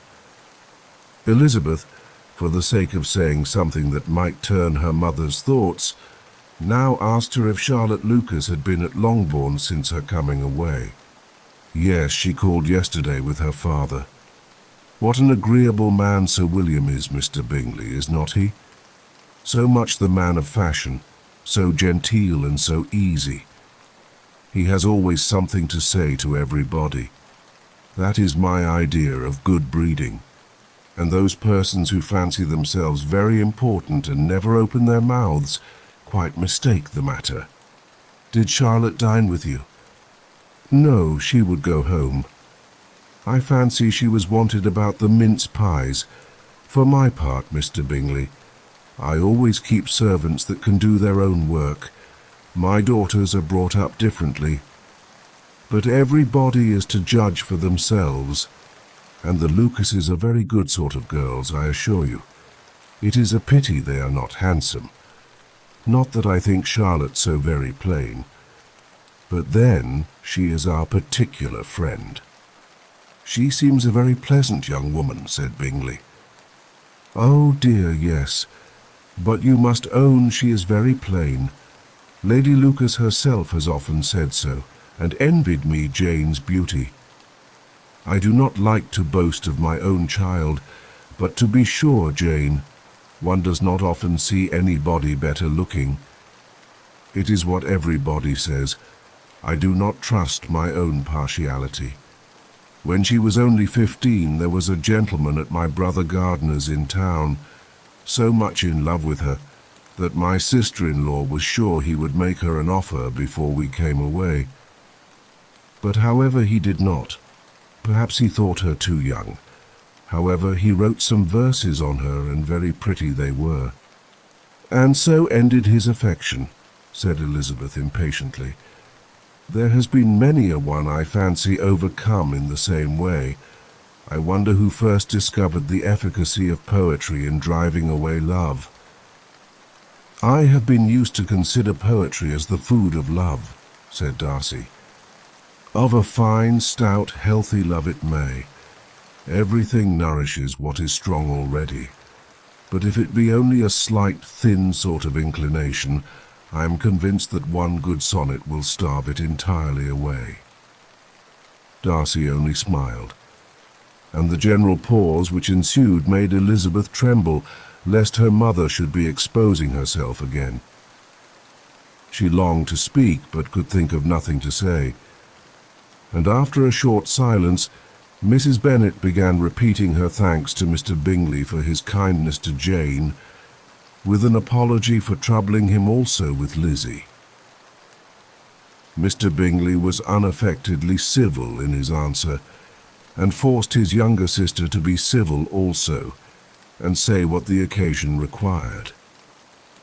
She performed her part indeed without much graciousness, but Mrs. Bennet was satisfied, and soon afterwards ordered her carriage. Upon this signal, the youngest of her daughters put herself forward. The two girls had been whispering to each other during the whole visit, and the result of it was that the youngest should tax Mr. Bingley with having promised on his first coming into the country to give a ball at Netherfield. Lydia was a stout, well-grown girl of 15, with a fine complexion and good-humoured countenance, a favourite with her mother, whose affection had brought her into public at an early age. She had high animal spirits, and a sort of natural self-consequence, which the attentions of the officers, to whom her uncle's good dinners and her own easy manners recommended her, had increased into assurance. She was very equal, therefore, to address Mr. Bingley on the subject of the ball, and abruptly reminded him of his promise, adding that it would be the most shameful thing in the world if he did not keep it. His answer to this sudden attack was delightful to their mother's ear. "I am perfectly ready, I assure you, to keep my engagement, and when your sister is recovered, you shall, if you please, name the very day of the ball. But you would not wish to be dancing while she is ill." Lydia declared herself satisfied. "Oh yes, it would be much better to wait till Jane was well, and by that time most likely Captain Carter would be at Meryton again. And when you have given your ball," she added, "I shall insist on their giving one also. I shall tell Colonel Forster it will be quite a shame if he does not." Mrs. Bennet and her daughters then departed, and Elizabeth returned instantly to Jane, leaving her own and her relations' behaviour to the remarks of the two ladies and Mr. Darcy, the latter of whom, however, could not be prevailed on to join in their censure of her, in spite of all Miss Bingley's witticisms on fine eyes. The day passed much as the day before had done. Mrs. Hurst and Miss Bingley had spent some hours of the morning with the invalid, who continued, though slowly, to mend, and in the evening Elizabeth joined their party in the drawing-room. The loo table, however, did not appear. Mr. Darcy was writing, and Miss Bingley, seated near him, was watching the progress of his letter and repeatedly calling off his attention by messages to his sister. Mr. Hurst and Mr. Bingley were at piquet, and Mrs. Hurst was observing their game. Elizabeth took up some needlework, and was sufficiently amused in attending to what passed between Darcy and his companion. The perpetual commendations of the lady either on his handwriting, or on the evenness of his lines, or on the length of his letter, with the perfect unconcern with which her praises were received, formed a curious dialogue, and was exactly in unison with her opinion of each. How delighted Miss Darcy will be to receive such a letter. He made no answer. You write uncommonly fast. You are mistaken. I write rather slowly. How many letters you must have occasion to write in the course of the year, letters of business too. How odious I should think them. It is fortunate, then, that they fall to my lot instead of to yours. Pray tell your sister that I long to see her. I have already told her so once by your desire. I am afraid you do not like your pen. Let me mend it for you. I mend pens remarkably well. Thank you, but I always mend my own. How can you contrive to write so even? He was silent. Tell your sister I am delighted to hear of her improvement on the harp, and pray let her know that I am quite in raptures with her beautiful little design for a table, and I think it infinitely superior to Miss Grantley's. Will you give me leave to defer your raptures till I write again? At present I have not room to do them justice. Oh, it is of no consequence. I shall see her in January. But do you always write such charming long letters to her, Mr. Darcy? They are generally long, but whether always charming, it is not for me to determine. It is a rule with me that a person who can write a long letter with ease cannot write ill. That will not do for a compliment to Darcy, Caroline, cried her brother, because he does not write with ease. He studies too much for words of 4 syllables. Do not you, Darcy? My style of writing is very different from yours. Oh, cried Miss Bingley. Charles writes in the most careless way imaginable. He leaves out half his words and blots the rest. My ideas flow so rapidly that I have not time to express them, by which means my letters sometimes convey no ideas at all to my correspondents. Your humility, Mr. Bingley, said Elizabeth, must disarm reproof. Nothing is more deceitful, said Darcy, than the appearance of humility. It is often only carelessness of opinion, and sometimes an indirect boast. And which of the two do you call my little recent piece of modesty?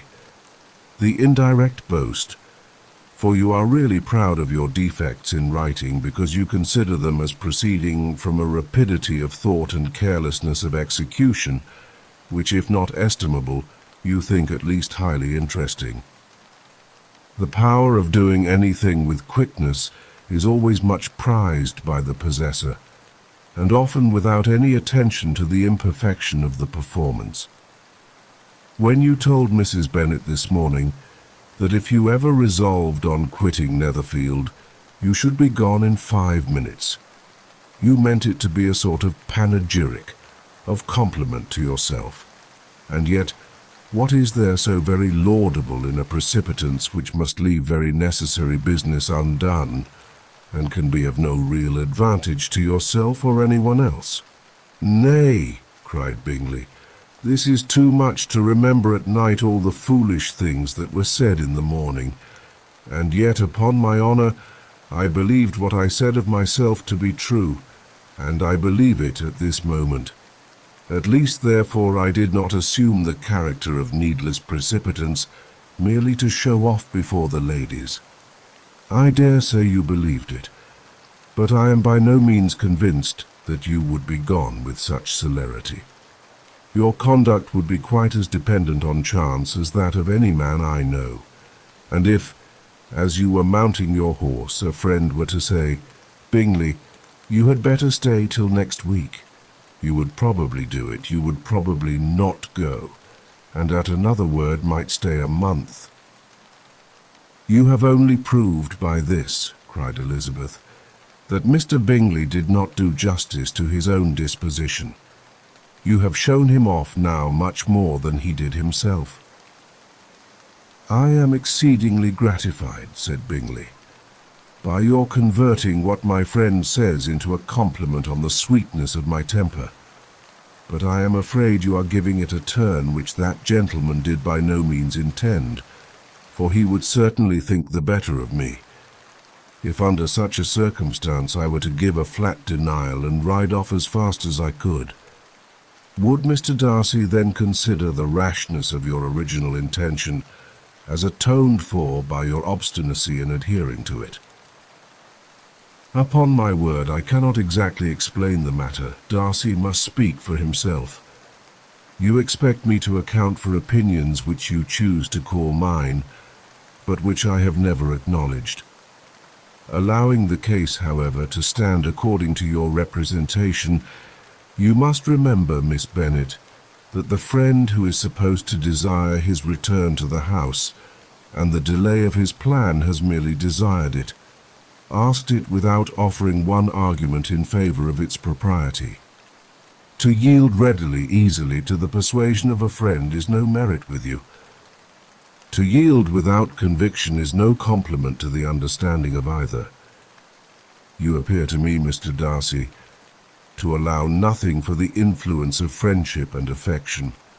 A regard for the requester would often make one readily yield to a request, without waiting for arguments to reason one into it.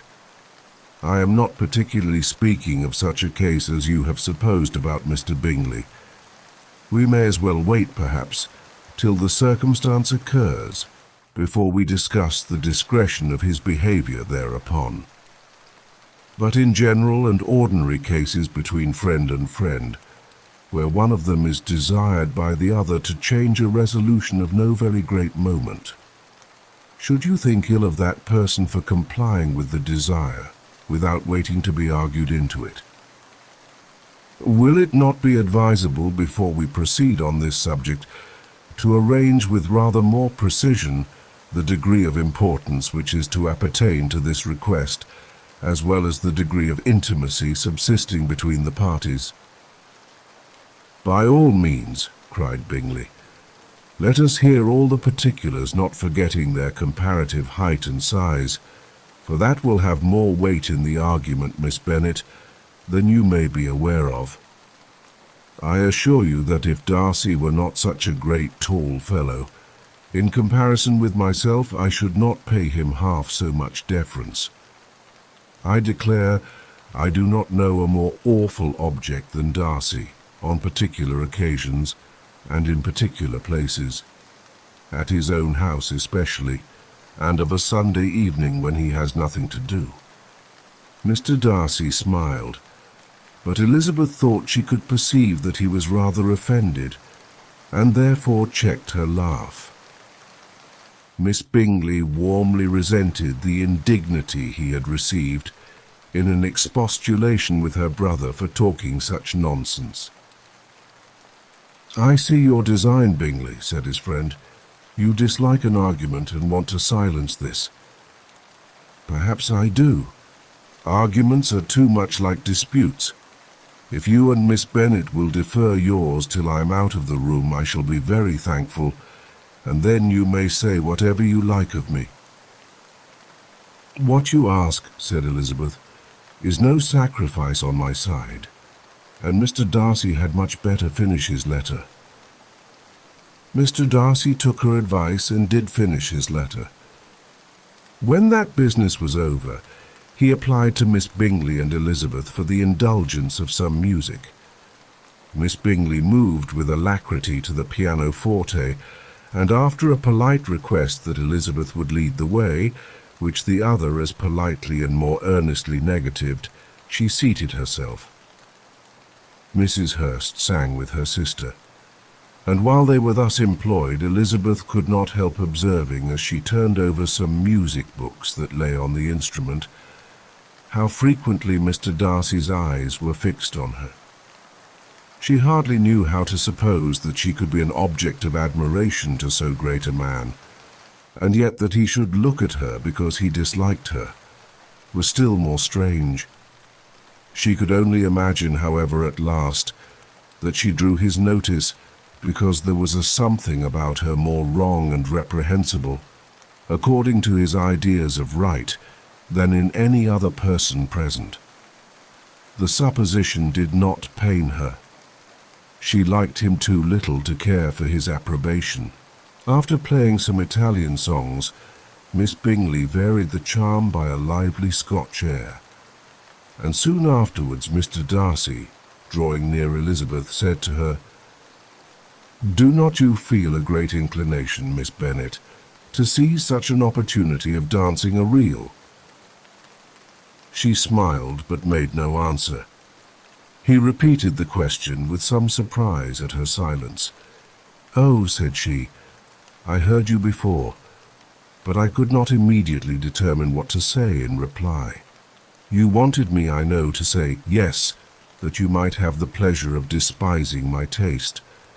But I always delight in overthrowing those kind of schemes and cheating a person of their premeditated contempt. I have therefore made up my mind to tell you that I do not want to dance a reel at all, and now despise me if you dare." "Indeed, I do not dare." Elizabeth, having rather expected to affront him, was amazed at his gallantry, but there was a mixture of sweetness and archness in her manner which made it difficult for her to affront anybody, and Darcy had never been so bewitched by any woman as he was by her. He really believed that were it not for the inferiority of her connections, he should be in some danger.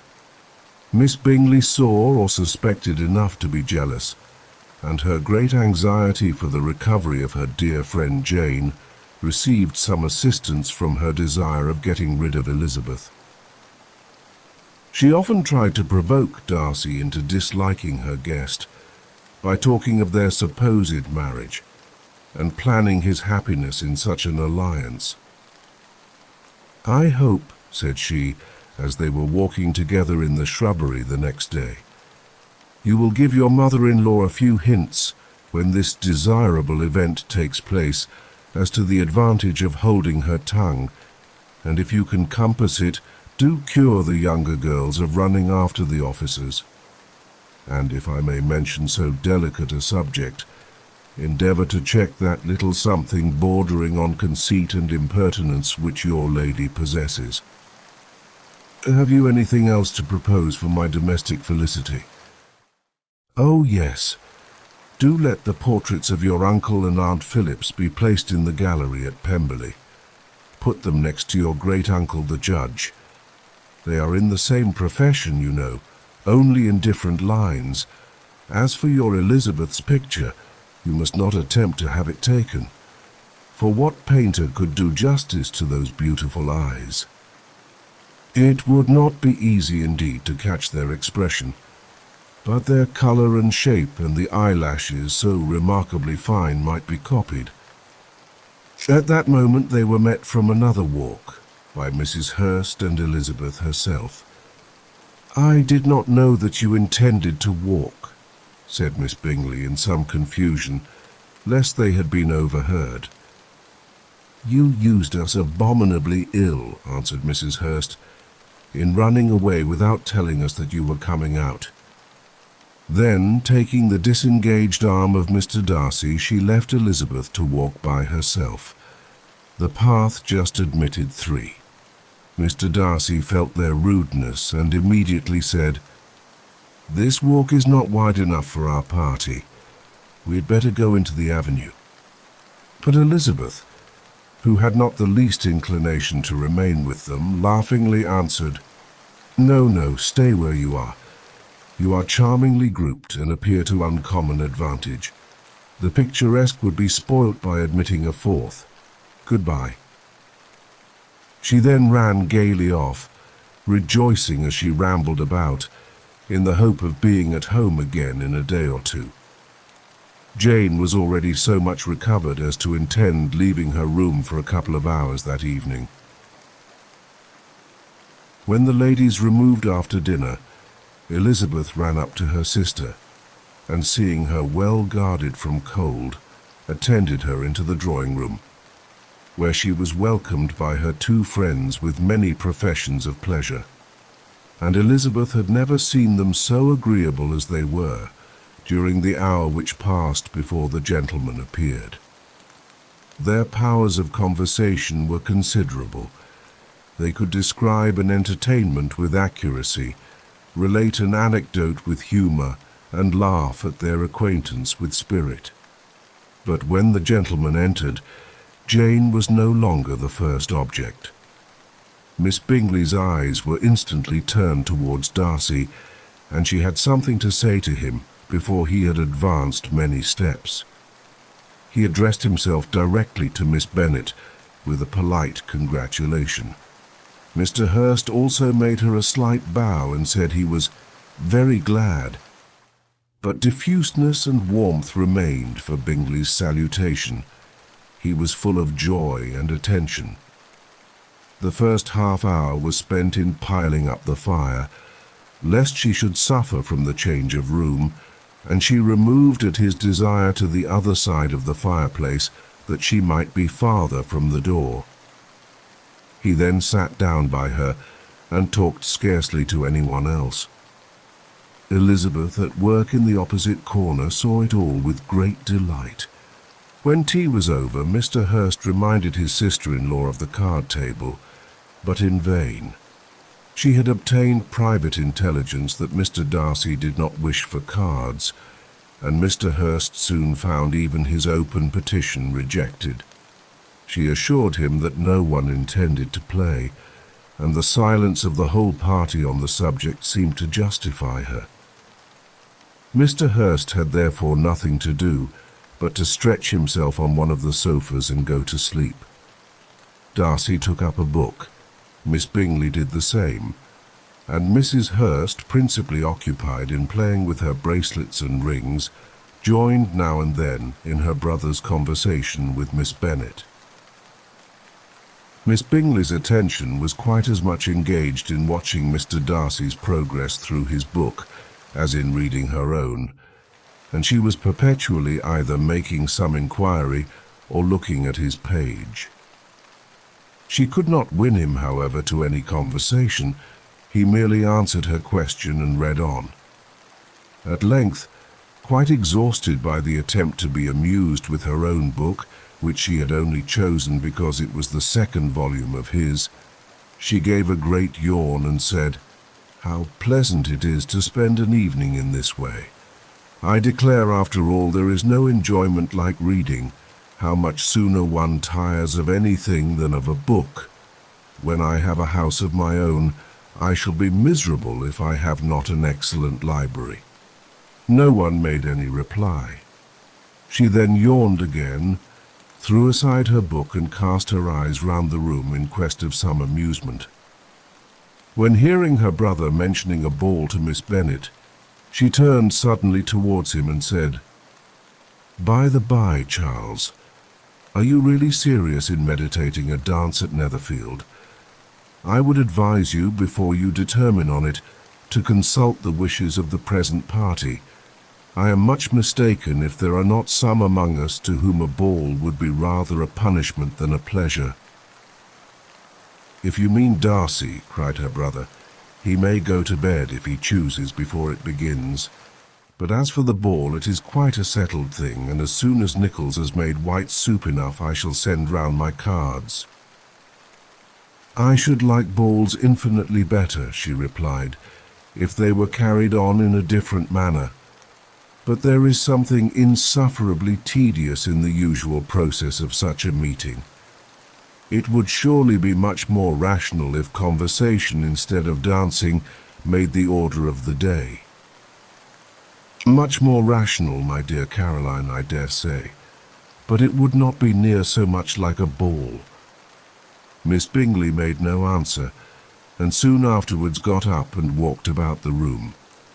Her figure was elegant and she walked well, but Darcy, at whom it was all aimed, was still inflexibly studious. In the desperation of her feelings, she resolved on one effort more, and turning to Elizabeth said, "Miss Eliza Bennet, let me persuade you to follow my example and take a turn about the room. I assure you it is very refreshing after sitting so long in one attitude." Elizabeth was surprised, but agreed to it immediately. Miss Bingley succeeded no less in the real object of her civility. Mr. Darcy looked up. He was as much awake to the novelty of attention in that quarter as Elizabeth herself could be, and unconsciously closed his book. He was directly invited to join their party, but he declined it, observing that he could imagine but two motives for their choosing to walk up and down the room together, with either of which motives his joining them would interfere. What could he mean? She was dying to know what could be his meaning, and asked Elizabeth whether she could at all understand him.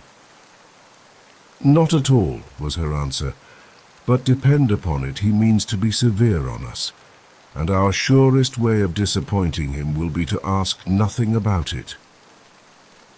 Miss Bingley, however, was incapable of disappointing Mr. Darcy in anything, and persevered therefore in requiring an explanation of his two motives. "I have not the smallest objection to explaining them," said he, as soon as she allowed him to speak. "You either choose this method of passing the evening because you are in each other's confidence and have secret affairs to discuss, or because you are conscious that your figures appear to the greatest advantage in walking. If the first, I should be completely in your way, and if the second, I can admire you much better as I sit by the fire." "Oh, shocking!" cried Miss Bingley. "I never heard anything so abominable. How shall we punish him for such a speech?" "Nothing so easy if you have but the inclination," said Elizabeth. "We can all plague and punish one another, tease him, laugh at him. Intimate as you are, you must know how it is to be done. But upon my honor I do not. I do assure you that my intimacy has not yet taught me that. Tease calmness of temper and presence of mind. No, no, I feel he may defy us there. And as to laughter, we will not expose ourselves, if you please, by attempting to laugh without a subject. Mr. Darcy may hug himself." "Mr. Darcy is not to be laughed at," cried Elizabeth. "That is an uncommon advantage, and uncommon I hope it will continue, for it would be a great loss to me to have many such acquaintance. I dearly love a laugh." "Miss Bingley," said he, "has given me credit for more than can be. The wisest and the best of men, nay, the wisest and best of their actions, may be rendered ridiculous by a person whose first object in life is a joke." "Certainly," replied Elizabeth. "There are such people, but I hope I'm not one of them. I hope I never ridicule what is wise or good. Follies and nonsense, whims and inconsistencies do divert me, I own, and I laugh at them whenever I can. But these, I suppose, are precisely what you are without. Perhaps that is not possible for anyone, but it has been the study of my life to avoid those weaknesses, which often expose a strong understanding to ridicule, such as vanity and pride. Yes, vanity is a weakness indeed, but pride, where there is a real superiority of mind, pride will be always under good regulation." Elizabeth turned away to hide a smile. "Your examination of Mr. Darcy is over, I presume," said Miss Bingley. "And pray, what is the result?" "I am perfectly convinced by it that Mr. Darcy has no defect. He owns it himself without disguise." "No," said Darcy, I have made no such pretension. I have faults enough, but they are not, I hope, of understanding. My temper I dare not vouch for. It is, I believe, too little yielding, certainly too little for the convenience of the world. I cannot forget the follies and vices of others so soon as I ought, nor their offences against myself. My feelings are not puffed about with every attempt to move them. My temper would perhaps be called resentful. My good opinion once lost is lost forever. That is a failing indeed, cried Elizabeth. Implacable resentment is a shade in a character. But you have chosen your fault well. I really cannot laugh at it. You are safe from me. There is, I believe, in every disposition a tendency to some particular evil, a natural defect, which not even the best education can overcome. And your defect is a propensity to hate everybody. And yours, he replied with a smile, is willfully to misunderstand them. Do let us have a little music, cried Miss Bingley, tired of a conversation in which she had no share. Louisa, you will not mind my waking Mr. Hurst? Her sister made not the smallest objection, and the pianoforte was opened, and Darcy, after a few moments' recollection, was not sorry for it. He began to feel the danger of paying Elizabeth too much attention. In consequence of an agreement between the sisters, Elizabeth wrote the next morning to her mother to beg that the carriage might be sent for them in the course of the day. But Mrs. Bennet, who had calculated on her daughters remaining at Netherfield till the following Tuesday, which would exactly finish Jane's week, could not bring herself to receive them with pleasure before. Her answer, therefore, was not propitious, at least not to Elizabeth's wishes, for she was impatient to get home. Mrs. Bennet sent them word that they could not possibly have the carriage before Tuesday, and in her postscript it was added that if Mr. Bingley and his sister pressed them to stay longer, she could spare them very well. Against staying longer, however, Elizabeth was positively resolved, nor did she much expect it would be asked, and fearful, on the contrary, as being considered as intruding themselves needlessly long, she urged Jane to borrow Mr. Bingley's carriage immediately, and at length it was settled that their original design of leaving Netherfield that morning should be mentioned, and the request made. The communication excited many professions of concern, and enough was said of wishing them to stay at least till the following day to work on Jane. Until the morrow their going was deferred. Miss Bingley was then sorry that she had proposed the delay, for her jealousy and dislike of one sister much exceeded her affection for the other. The master of the house heard with real sorrow that they were to go so soon, and repeatedly tried to persuade Miss Bennet that it would not be safe for her, that she was not enough recovered. But Jane was firm where she felt herself to be right. To Mr. Darcy it was welcome intelligence. Elizabeth had been at Netherfield long enough. She attracted him more than he liked, and Miss Bingley was uncivil to her, and more teasing than usual to himself. He wisely resolved to be particularly careful that no sign of admiration should now escape him, nothing that could elevate her with the hope of influencing his felicity.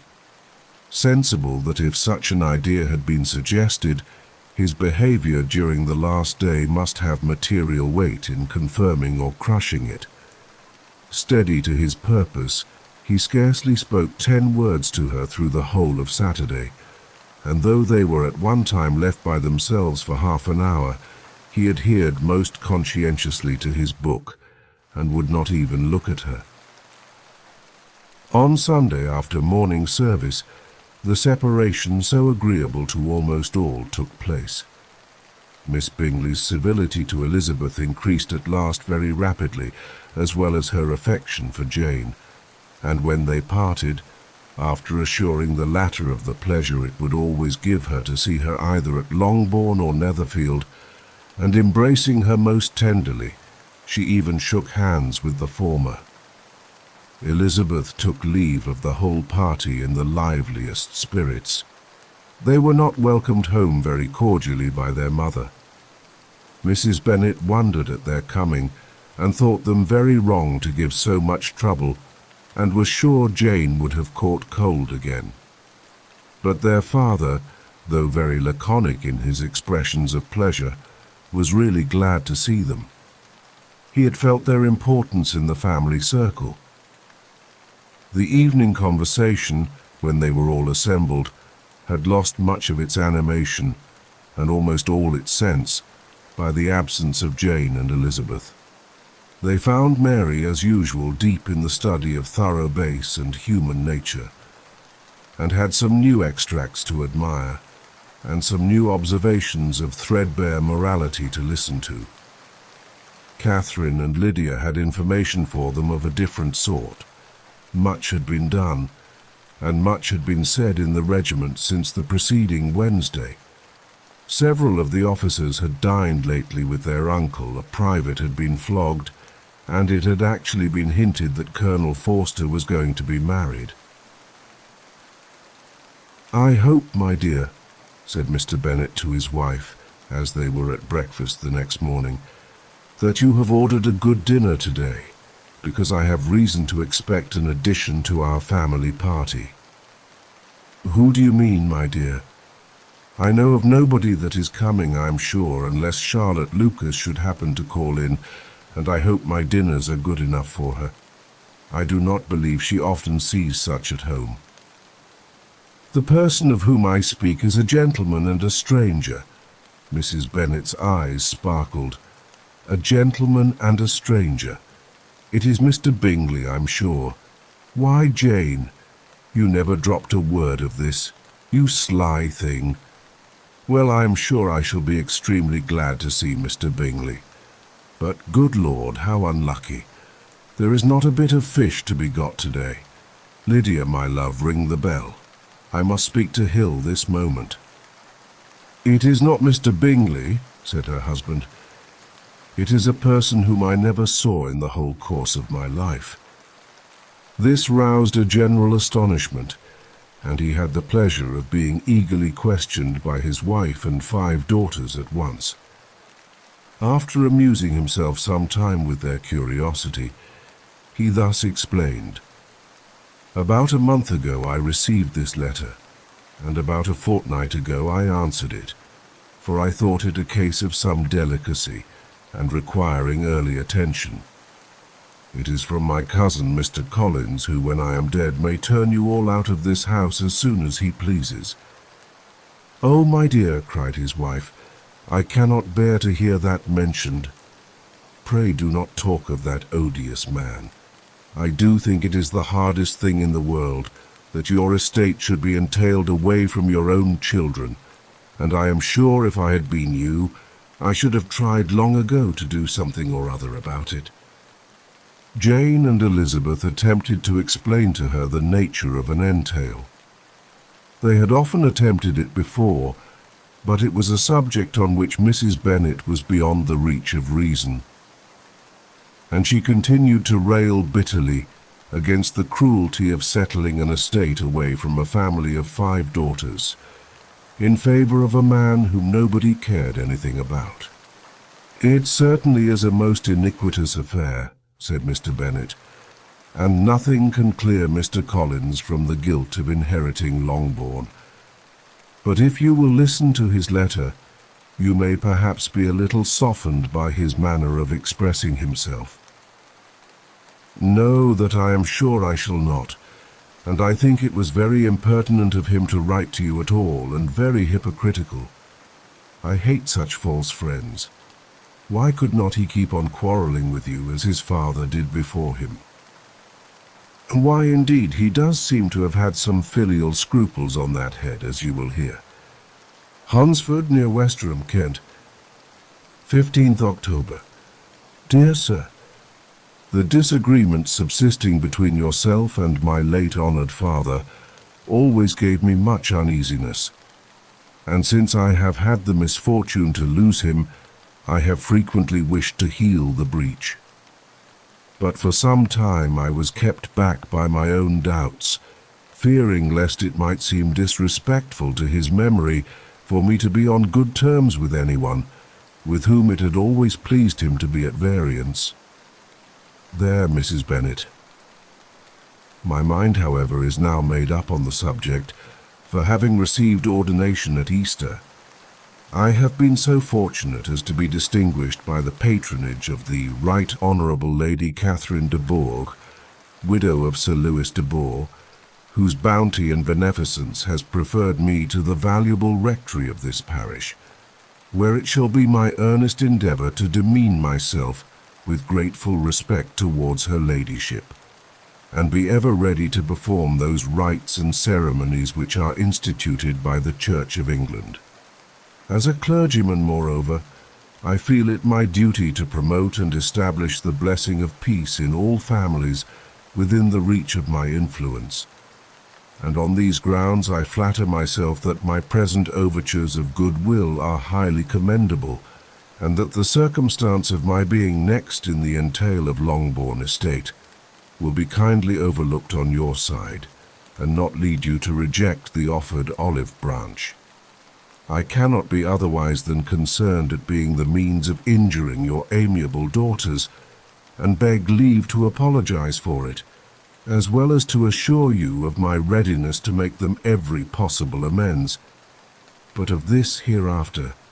If you should have no objection to receive me into your house, I propose myself the satisfaction of waiting on you and your family, Monday, November 18th by 4 o'clock, and shall probably trespass on your hospitality till the Saturday se'night following, which I can do without any inconvenience, as Lady Catherine is far from objecting to my occasional absence on a Sunday, provided that some other clergyman is engaged to do the duty of the day. I remain, dear sir, with respectful compliments to your lady and daughters, your well-wisher and friend, William Collins. At 4 o'clock, therefore, we may expect this peacemaking gentleman, said Mr. Bennet, as he folded up the letter. He seems to be a most conscientious and polite young man, upon my word, and I doubt not will prove a valuable acquaintance, especially if Lady Catherine should be so indulgent as to let him come to us again.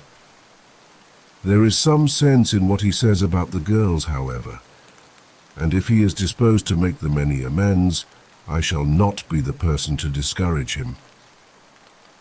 Though it is difficult, said Jane, to guess in what way he can mean to make us the atonement he thinks our due, the wish is certainly to his credit.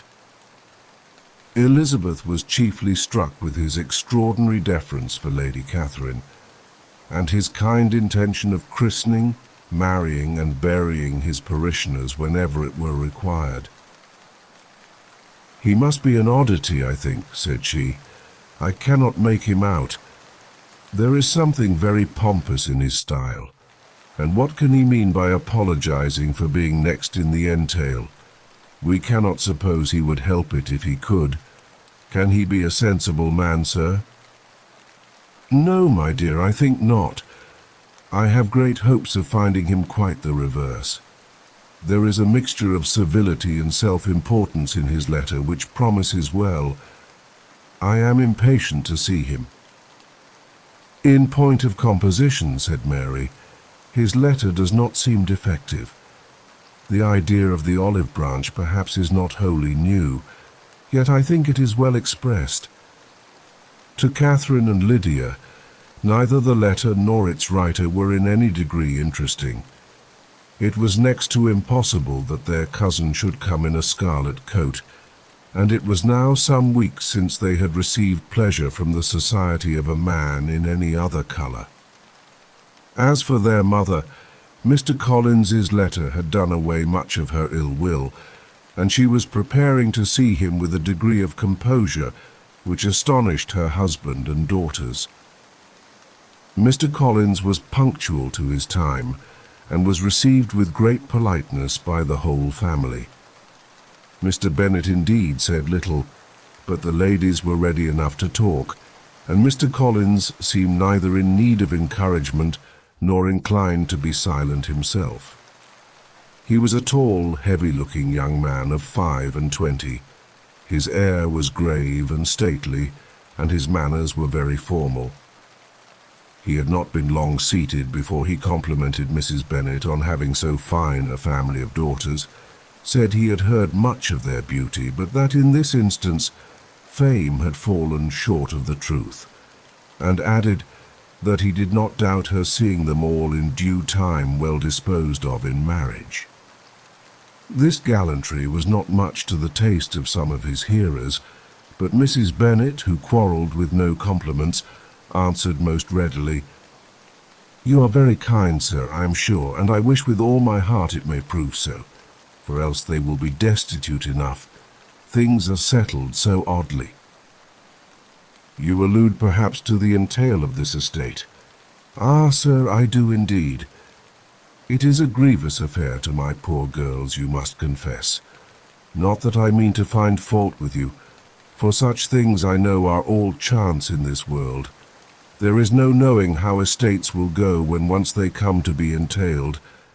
I am very sensible, madam, of the hardship to my fair cousins, and could say much on the subject, but that I am cautious of appearing forward and precipitate. But I can assure the young ladies that I come prepared to admire them. At present I will not say more, but perhaps when we are better acquainted—" He was interrupted by a summons to dinner, and the girls smiled on each other. They were not the only objects of Mr. Collins's admiration.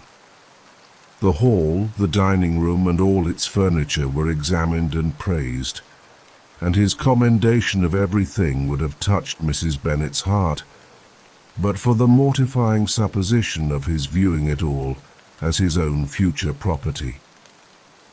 The dinner, too, in its turn, was highly admired, and he begged to know to which of his fair cousins the excellence of its cookery was owing.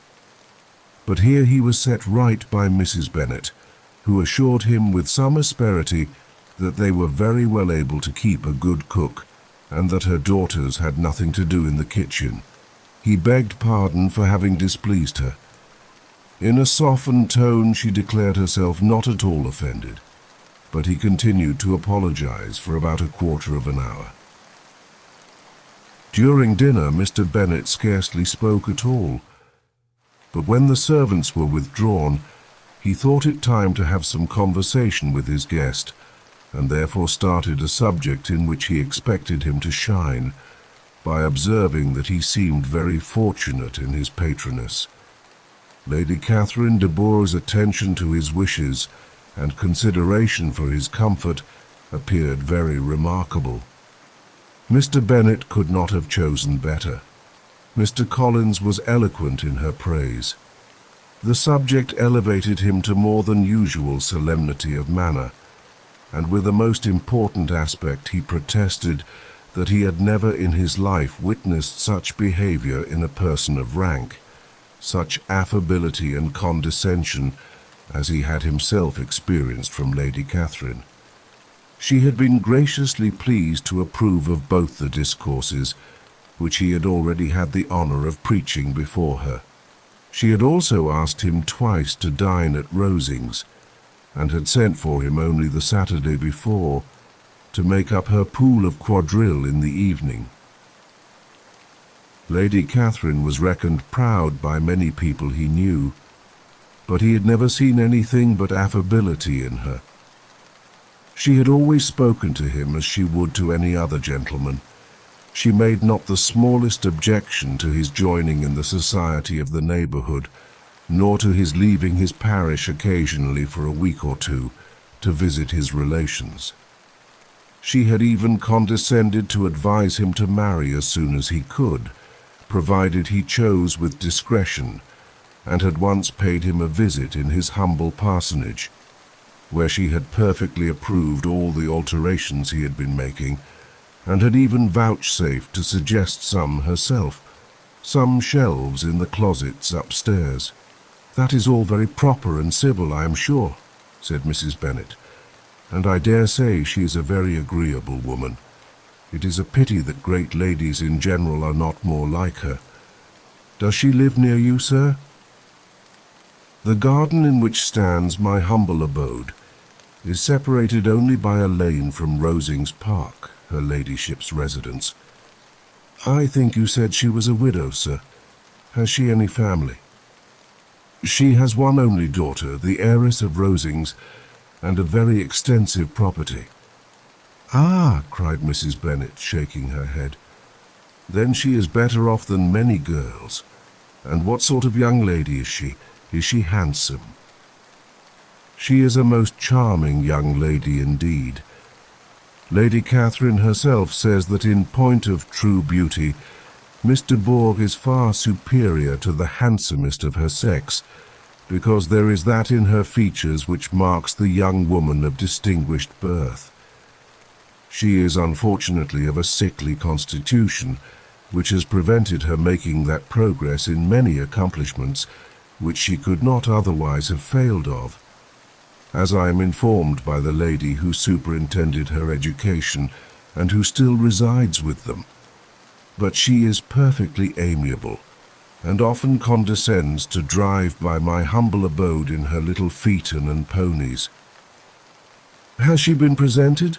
"I do not remember her name among the ladies at court. Her indifferent state of health unhappily prevents her being in town, and by that means, as I told Lady Catherine myself one day, has deprived the British court of its brightest ornament." Her ladyship seemed pleased with the idea, and you may imagine that I am happy on every occasion to offer those little delicate compliments which are always acceptable to ladies. I have more than once observed to Lady Catherine that her charming daughter seemed born to be a duchess, and that the most elevated rank, instead of giving her consequence, would be adorned by her. These are the kind of little things which please her ladyship, and it is a sort of attention which I conceive myself peculiarly bound to pay." "You judge very properly," said Mr. Bennet, "and it is happy for you that you possess the talent of flattering with delicacy. May I ask whether these pleasing attentions proceed from the impulse of the moment, or are the result of previous study?" "They arise chiefly from what is passing at the time, and though I sometimes amuse myself with suggesting and arranging such little elegant compliments as may be adapted to ordinary occasions, I always wish to give them as unstudied an air as possible." Mr. Bennet's expectations were fully answered. His cousin was as absurd as he had hoped, and he listened to him with the keenest enjoyment, maintaining at the same time the most resolute composure of countenance, and except in an occasional glance at Elizabeth, requiring no partner in his pleasure. By tea-time, however, the dose had been enough, and Mr. Bennet was glad to take his guest into the drawing-room again, and when tea was over, glad to invite him to read aloud to the ladies. Mr. Collins readily assented, and a book was produced, but on beholding it, for everything announced it to be from a circulating library, he started back, and begging pardon, protested that he never read novels. Kitty stared at him, and Lydia exclaimed. Other books were produced, and after some deliberation he chose Fordyce's Sermons. Lydia gaped as he opened the volume, and before he had, with very monotonous solemnity, read 3 pages, she interrupted him with, "Do you know, Mamma, that my Uncle Phillips talks of turning away Richard, and if he does, Colonel Forster will hire him. My aunt told me so herself on Saturday. I shall walk to Meryton tomorrow to hear more about it, and to ask when Mr. Denny comes back from town." Lydia was bid by her 2 eldest sisters to hold her tongue, But Mr. Collins, much offended, laid aside his book and said, "I have often observed how little young ladies are interested by books of a serious stamp, though written solely for their benefit. It amazes me, I confess, for certainly there can be nothing so advantageous to them as instruction. But I will no longer importune my young cousin." Then, turning to Mr. Bennet, he offered himself as his antagonist at backgammon. Mr. Bennet accepted the challenge, observing that he acted very wisely in leaving the girls to their own trifling amusements. Mrs. Bennet and her daughters apologized most civilly for Lydia's interruption, and promised that it should not occur again if he would resume his book. But Mr. Collins, after assuring them that he bore his young cousin no ill will and should never resent her behavior as any affront, seated himself at another table with Mr. Bennet and prepared for backgammon. Mr. Collins was not a sensible man, and the deficiency of nature had been but little assisted by education or society, the greatest part of his life having been spent under the guidance of an illiterate and miserly father, and though he belonged to one of the universities, he had merely kept the necessary terms, without forming at it any useful acquaintance. The subjection in which his father had brought him up had given him originally great humility of manner, but it was now a good deal counteracted by the self-conceit of a weak head, living in retirement, and the consequential feelings of early and unexpected prosperity. A fortunate chance had recommended him to Lady Catherine de Bourgh when the living of Hunsford was vacant, and the respect which he felt for her high rank, and his veneration for her as his patroness, mingling with a very good opinion of himself, of his authority as a clergyman, and his rights as a rector, made him altogether a mixture of pride and obsequiousness, self-importance and humility. Having now a good house and very sufficient income, he intended to marry, and in seeking a reconciliation with the Longbourn family, he had a wife in view, as he meant to choose one of the daughters, if he found them as handsome and amiable as they were represented by common report.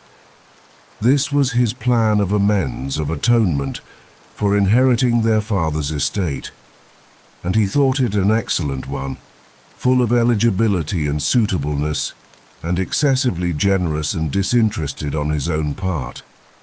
His plan did not vary on seeing them. Miss Bennet's lovely face confirmed his views, and established all his strictest notions of what was due to seniority, and for the first evening she was his settled choice. The next morning, however, made an alteration, for in a quarter of an hour's tete-a-tete with Mrs. Bennet before breakfast, a conversation beginning with his parsonage house, and leading naturally to the avowal of his hopes that a mistress for it might be found at Longbourn, produced from her, amid very complacent smiles and general encouragement, a caution against the very Jane he had fixed on. As to her younger daughters, she could not take upon her to say, she could not positively answer, but she did not know of any prepossession. Her eldest daughter, she must just mention, she felt it incumbent on her to hint, was likely to be very soon engaged. Mr. Collins had only to change from Jane to Elizabeth, and it was soon done while Mrs. Bennet was stirring the fire. Elizabeth, equally next to Jane in birth and beauty, succeeded her, of course. Mrs. Bennet treasured up the hint, and trusted that she might soon have 2 daughters married, and the man whom she could not bear to speak of the day before was now high in her good graces. Lydia's intention of walking to Meryton was not forgotten. Every sister except Mary agreed to go with her, and Mr. Collins was to attend them at the request of Mr. Bennet, who was most anxious to get rid of him and have his library to himself. For thither Mr. Collins had followed him after breakfast, and there he would continue, nominally engaged with one of the largest folios in the collection, but really talking to Mr. Bennet, with little cessation, of his house and garden at Hunsford. Such doings discomposed Mr. Bennet exceedingly. In his library, he had been always sure of leisure and tranquillity, and though prepared, as he told Elizabeth, to meet with folly and conceit in every other room in the house, he was used to be free from them there. His civility, therefore, was most prompt in inviting Mr. Collins to join his daughters in their walk, and Mr. Collins, being in fact much better fitted for a walker than a reader, was extremely well pleased to close his large book and go. In pompous nothings on his side, and civil assents on that of his cousins, their time passed till they entered Meryton. The attention of the younger ones was then no longer to be gained by him. Their eyes were immediately wandering up in the street in quest of the officers, and nothing less than a very smart bonnet indeed, or a really new muslin in a shop window, could recall them. But the attention of every lady was soon caught by a young man, whom they had never seen before, of most gentlemanlike appearance, walking with an officer on the other side of the way. The officer was the very Mr. Denny, concerning whose return from London Lydia came to inquire, and he bowed as they passed. All were struck with the stranger's air, all wondered who he could be, and Kitty and Lydia, determined if possible to find out, led the way across the street, under pretence of wanting something in an opposite shop, and fortunately had just gained the pavement when the two gentlemen turning back had reached the same spot. Mr. Denny addressed them directly and entreated permission to introduce his friend Mr. Wickham, who had returned with him the day before from town, and he was happy to say had accepted a commission in their corps. This was exactly as it should be, for the young man wanted only regimentals to make him completely charming. His appearance was greatly in his favour. He had all the best part of beauty, a fine countenance, a good figure, and very pleasing address. The introduction was followed up on his side by a happy readiness of conversation, a readiness at the same time perfectly correct and unassuming, and the whole party were still standing and talking together very agreeably, when the sound of horses drew their notice, and Darcy and Bingley were seen riding down the street. On distinguishing the ladies of the group, the two gentlemen came directly towards them, and began the usual civilities. Bingley was the principal spokesman, and Miss Bennet the principal object. He was then, he said, on his way to Longbourn on purpose to inquire after her. Mr. Darcy corroborated it with a bow, and was beginning to determine not to fix his eyes on Elizabeth, when they were suddenly arrested by the sight of the stranger, and Elizabeth, happening to see the countenance of both as they looked at each other, was all astonishment at the effect of the meeting. Both changed colour, one looked white, the other red. Mr. Wickham, after a few moments, touched his hat, a salutation which Mr. Darcy just deigned to return. What could be the meaning of it? It was impossible to imagine, it was impossible not to long to know. In another minute, Mr. Bingley, but without seeming to have noticed what passed, took leave and rode on with his friend. Mr. Denny and Mr. Wickham walked with the young ladies to the door of Mr. Phillips's house, and then made their bows, in spite of Miss Lydia's pressing entreaties that they would come in, and even in spite of Mrs. Phillips's throwing up the parlour window and loudly seconding the invitation. Mrs. Phillips was always glad to see her nieces, and the two eldest, from their recent absence, were particularly welcome, and she was eagerly expressing her surprise at their sudden return home, which, as their own carriage had not fetched them, she should have known nothing about, if she had not happened to see Mr. Jones's shop boy in the street, who had told her that they were not to send any more drafts to Netherfield because the Miss Bennets were come away, when her civility was claimed towards Mr. Collins by Jane's introduction of him. She received him with her very best politeness, which he returned with as much more, apologizing for his intrusion without any previous acquaintance with her, which he could not help flattering himself, however, might be justified by his relationship to the young ladies who introduced him to her notice. Mrs.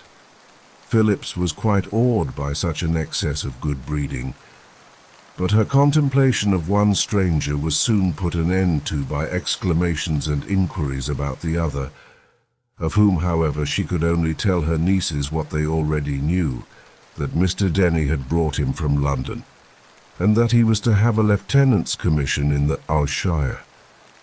She had been watching him the last hour, she said, as he walked up and down the street, and had Mr. Wickham appeared, Kitty and Lydia would certainly have continued the occupation.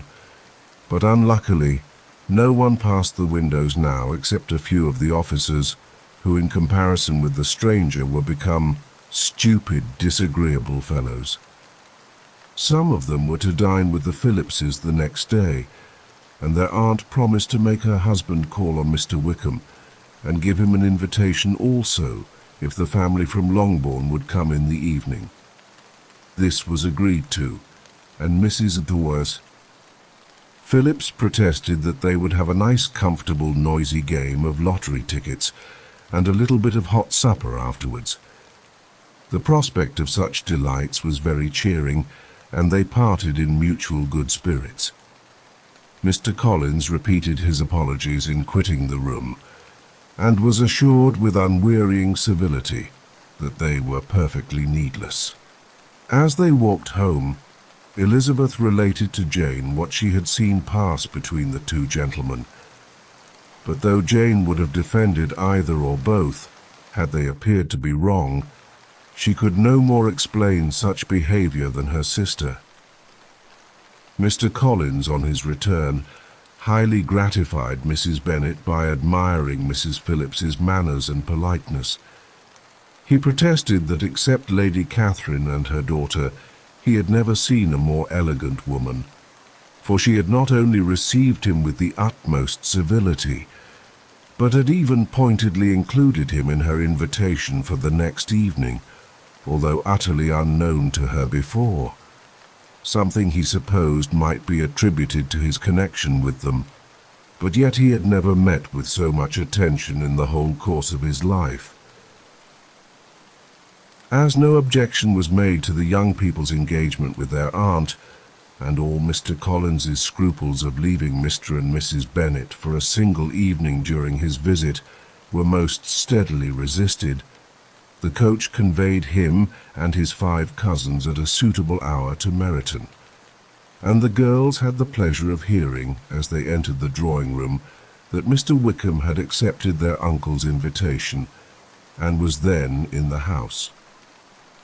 When this information was given, and they had all taken their seats, Mr. Collins was at leisure to look around him and admire, and he was so much struck with the size and furniture of the apartment that he declared he might almost have supposed himself in the small summer breakfast parlour at Rosings, a comparison that did not at first convey much gratification. But when Mrs. Phillips understood from him what Rosings was, and who was its proprietor, when she had listened to the description of only one of Lady Catherine's drawing-rooms, and found that the chimney-piece alone had cost £800, she felt all the force of the compliment, and would hardly have resented a comparison with the housekeeper's room. In describing to her all the grandeur of Lady Catherine and her mansion, with occasional digressions in praise of his own humble abode and the improvements it was receiving, he was happily employed until the gentlemen joined them, and he found in Mrs. Phillips a very attentive listener, whose opinion of his consequence increased with what she heard, and who was resolving to retail it all among her neighbours as soon as she could. to the girls, who could not listen to their cousin, and who had nothing to do but to wish for an instrument, and examine their own indifferent imitations of china on the mantelpiece. The interval of waiting appeared very long. It was over at last, however. The gentleman did approach, and when Mr. Wickham walked into the room, Elizabeth felt that she had neither been seeing him before nor thinking of him since, with the smallest degree of unreasonable admiration. The officers of the shire were in general a very creditable, gentlemanlike set, and the best of them were of the present party.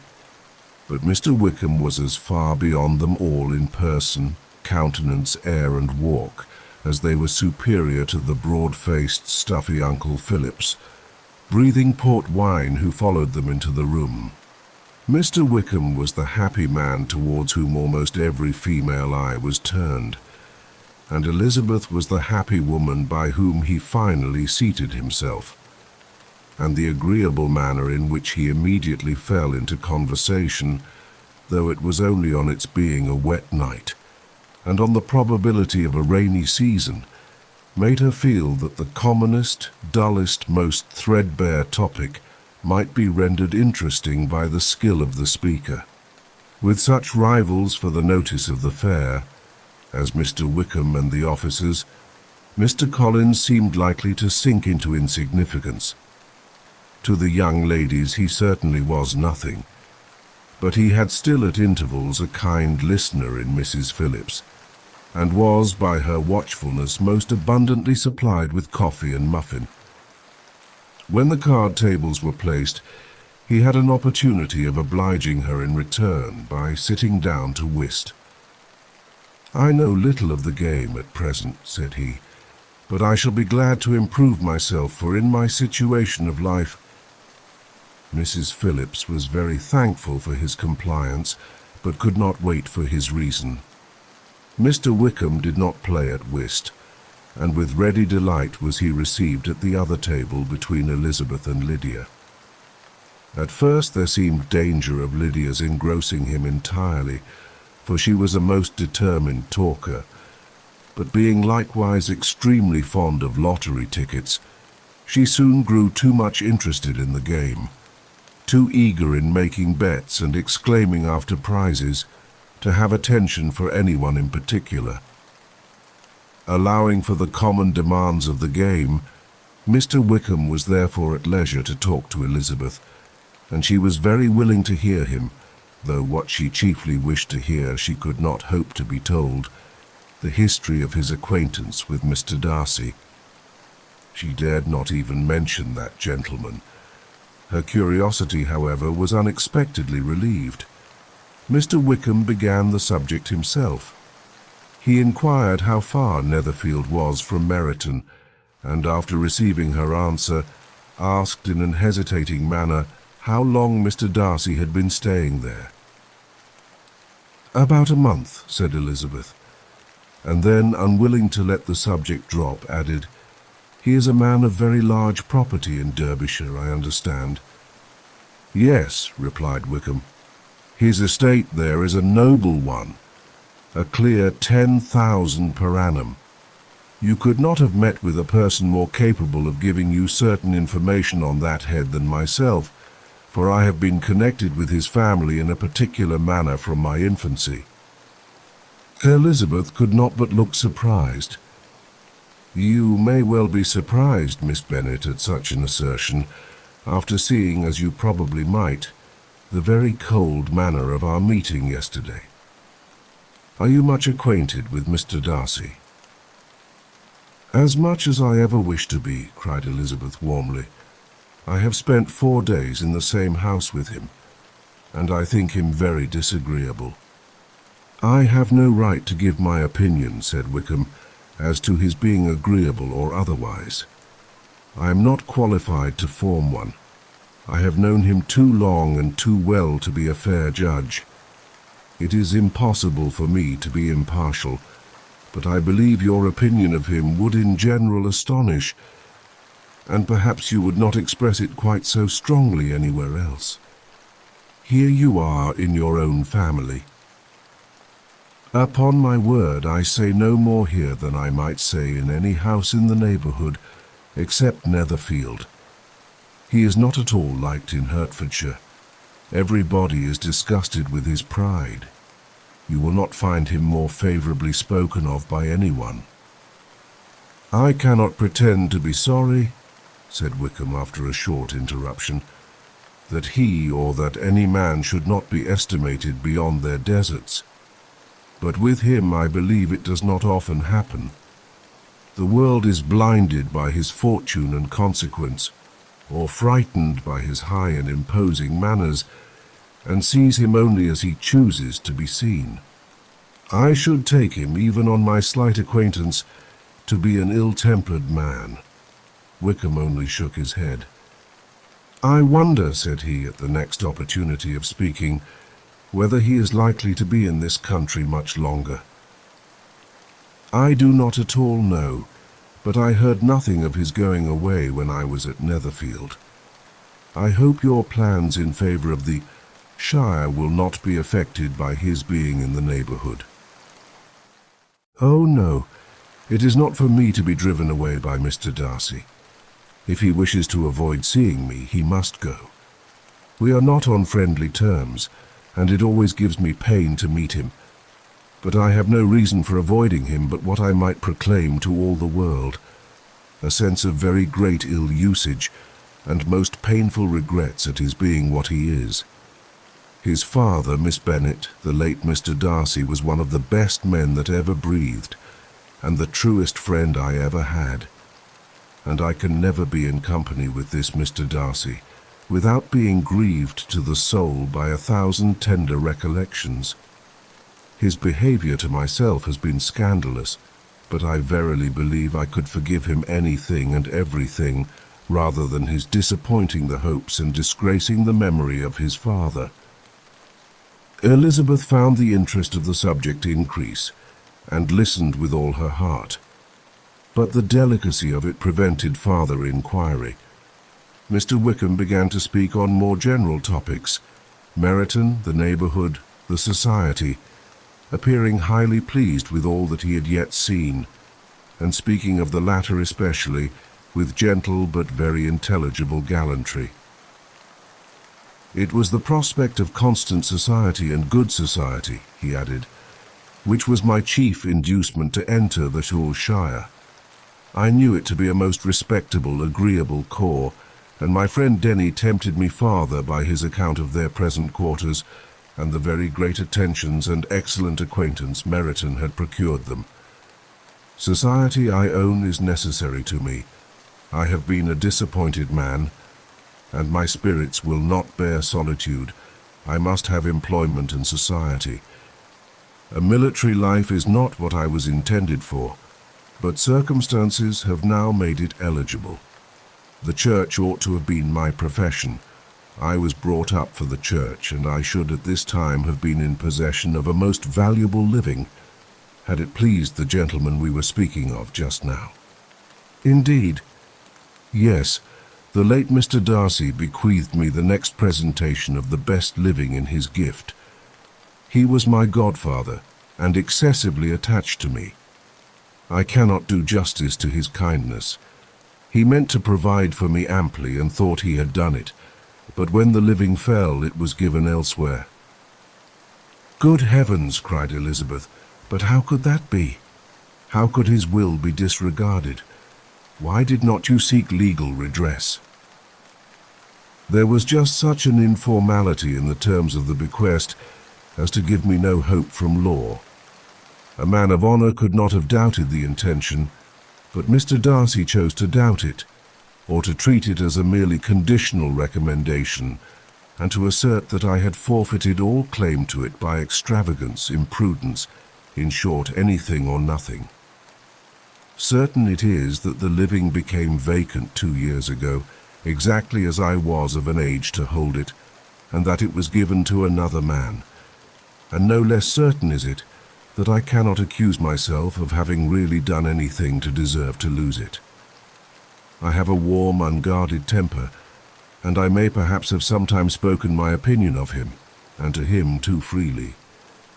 I can recall nothing worse, but the fact is that we are very different sort of men, and that he hates me.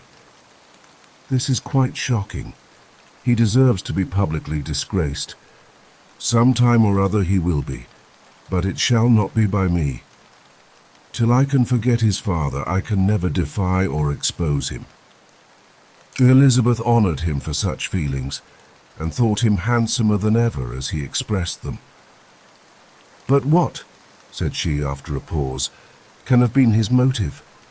What can have induced him to behave so cruelly? A thorough, determined dislike of me, a dislike which I cannot but attribute in some measure to jealousy. Had the late Mr. Darcy liked me less, his son might have borne with me better. But his father's uncommon attachment to me irritated him, I believe, very early in life. He had not a temper to bear the sort of competition in which we stood, the sort of preference which was often given me. I had not thought Mr. Darcy so bad as this. Though I have never liked him, I had not thought so very ill of him. I had supposed him to be despising his fellow creatures in general, but did not suspect him of descending to such malicious revenge, such injustice, such inhumanity as this." After a few minutes' reflection, however, she continued, "I do remember his boasting one day at Netherfield of the implacability of his resentments, of his having an unforgiving temper. His disposition must be dreadful."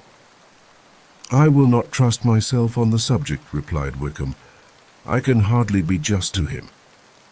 Elizabeth was again deep in thought, and after a time exclaimed, "To treat in such a manner the godson, the friend, the favourite of his father."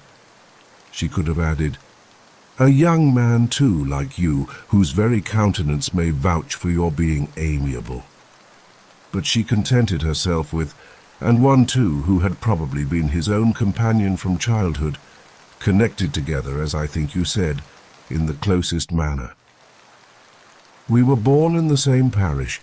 Within the same park the greatest part of our youth was passed together. Inmates of the same house, sharing the same amusements, objects of the same parental care.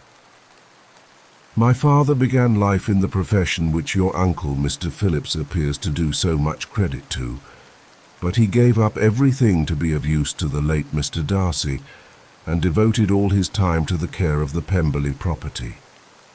He was most highly esteemed by Mr. Darcy, a most intimate, confidential friend.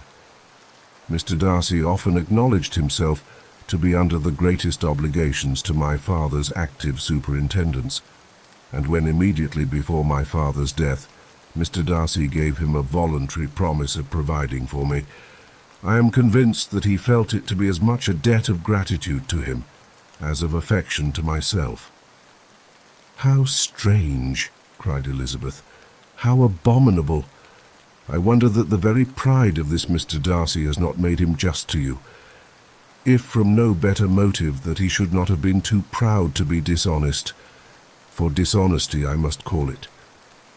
"It is wonderful," replied Wickham, "for almost all his actions may be traced to pride, and pride has often been his best friend. It has connected him nearer with virtue than any other feeling.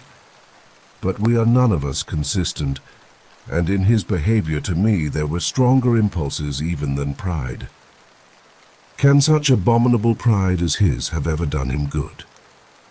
Yes, it has often led him to be liberal and generous, to give his money freely, to display hospitality, to assist his tenants and relieve the poor.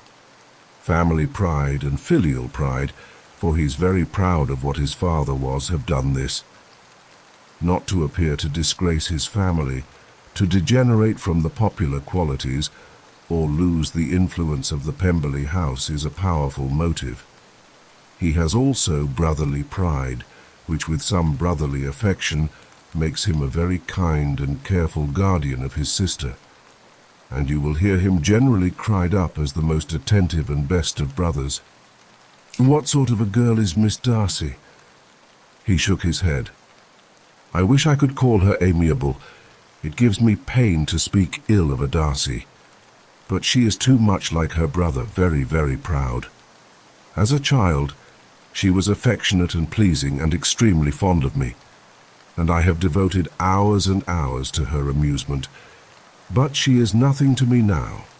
She is a handsome girl, about 15 or 16, and I understand highly accomplished. Since her father's death, her home has been London, where a lady lives with her and superintends her education. After many pauses and many trials of other subjects, Elizabeth could not help reverting once more to the first, and saying, "I am astonished at his intimacy with Mr. Bingley. How can Mr. Bingley, who seems good humour itself and is, I really believe, truly amiable, be in friendship with such a man? How can they suit each other? Do you know Mr. Bingley?" "Not at all." "He is a sweet-tempered, amiable, charming man. He cannot know what Mr. Darcy is." "Probably not. But Mr. Darcy can please where he chooses. He does not want abilities. He can be a conversable companion if he thinks it worth his while. Among those who are at all his equals in consequence, he is a very different man from what he is to the less prosperous. His pride never deserts him, but with the rich he is liberal-minded, just sincere, rational, honourable, and perhaps agreeable, allowing something for fortune and figure. The whist party soon afterwards breaking up, the players gathered round the other table, and Mr. Collins took his station between his cousin Elizabeth and Mrs. Phillips. The usual inquiries as to his success were made by the latter.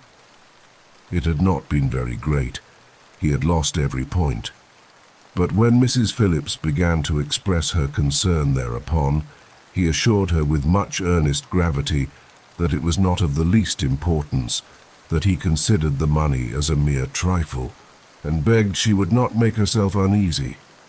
"I know very well, madam," said he, "that when persons sit down to a card table, they must take their chance of these things, and happily I am not in such circumstances as to make 5 shillings any object. There are undoubtedly many who could not say the same, but thanks to Lady Catherine de Bourgh, I am removed far beyond the necessity of regarding little matters." Mr. Wickham's attention was caught, and after observing Mr. Collins for a few moments, he asked Elizabeth in a low voice whether her relation were very intimately acquainted with the family of de Bourgh. "Lady Catherine de Bourgh," she replied, "has very lately given him a living. I hardly know how Mr. Collins was first introduced to her notice, but he certainly has not known her long. You know, of course, that Lady Catherine de Bourgh and Lady Anne Darcy were sisters, consequently that she is aunt to the present Mr. Darcy." "No, indeed, I did not. I knew nothing at all of Lady Catherine's connections. I never heard of her existence till the day before yesterday. Her daughter, Miss de Bourgh, will have a very large fortune, and it is believed that she and her cousin will unite the 2 estates." This information made Elizabeth smile as she thought of poor Miss Bingley. Vain indeed must be all her attentions, vain and useless her affection for his sister and her praise of himself, if he were already self-destined to another. "Mr. Collins," said she, "speaks highly both of Lady Catherine and her daughter, but from some particulars that he has related of her ladyship, I suspect his gratitude misleads him, and that in spite of her being his patroness, she is an arrogant, conceited woman." "I believe her to be both in a great degree," replied Wickham. "I have not seen her for many years, but I very well remember that I never liked her, and that her manners were dictatorial and insolent. She has the reputation of being remarkably sensible and clever, but I rather believe she derives part of her abilities from her rank and fortune, part from her authoritative manner, and the rest from the pride of her nephew, who chooses that everyone connected with him should have an understanding of the first class." Elizabeth allowed that he had given a very rational account of it, and they continued talking together with mutual satisfaction, till supper put an end to cards, and gave the rest of the ladies their share of Mr. Wickham's attentions. There could be no conversation in the noise of Mrs. Phillips's supper party, but his manners recommended him to everybody. Whatever he said was said well, and whatever he did, done gracefully. Elizabeth went away with her head full of him. She could think of nothing but of Mr. Wickham, and of what he had told her, all the way home. But there was not time for her even to mention his name as they went, for neither Lydia nor Mr. Collins were once silent. Lydia talked incessantly of lottery tickets, of the fish she had lost and the fish she had won, and Mr. Collins, in describing the civility of Mr. and Mrs. Phillips, protesting that he did not in the least regard his losses at whist, enumerating all the dishes at supper, and repeatedly fearing that he crowded his cousins, had more to say than he could well manage before the carriage stopped at Longbourn House.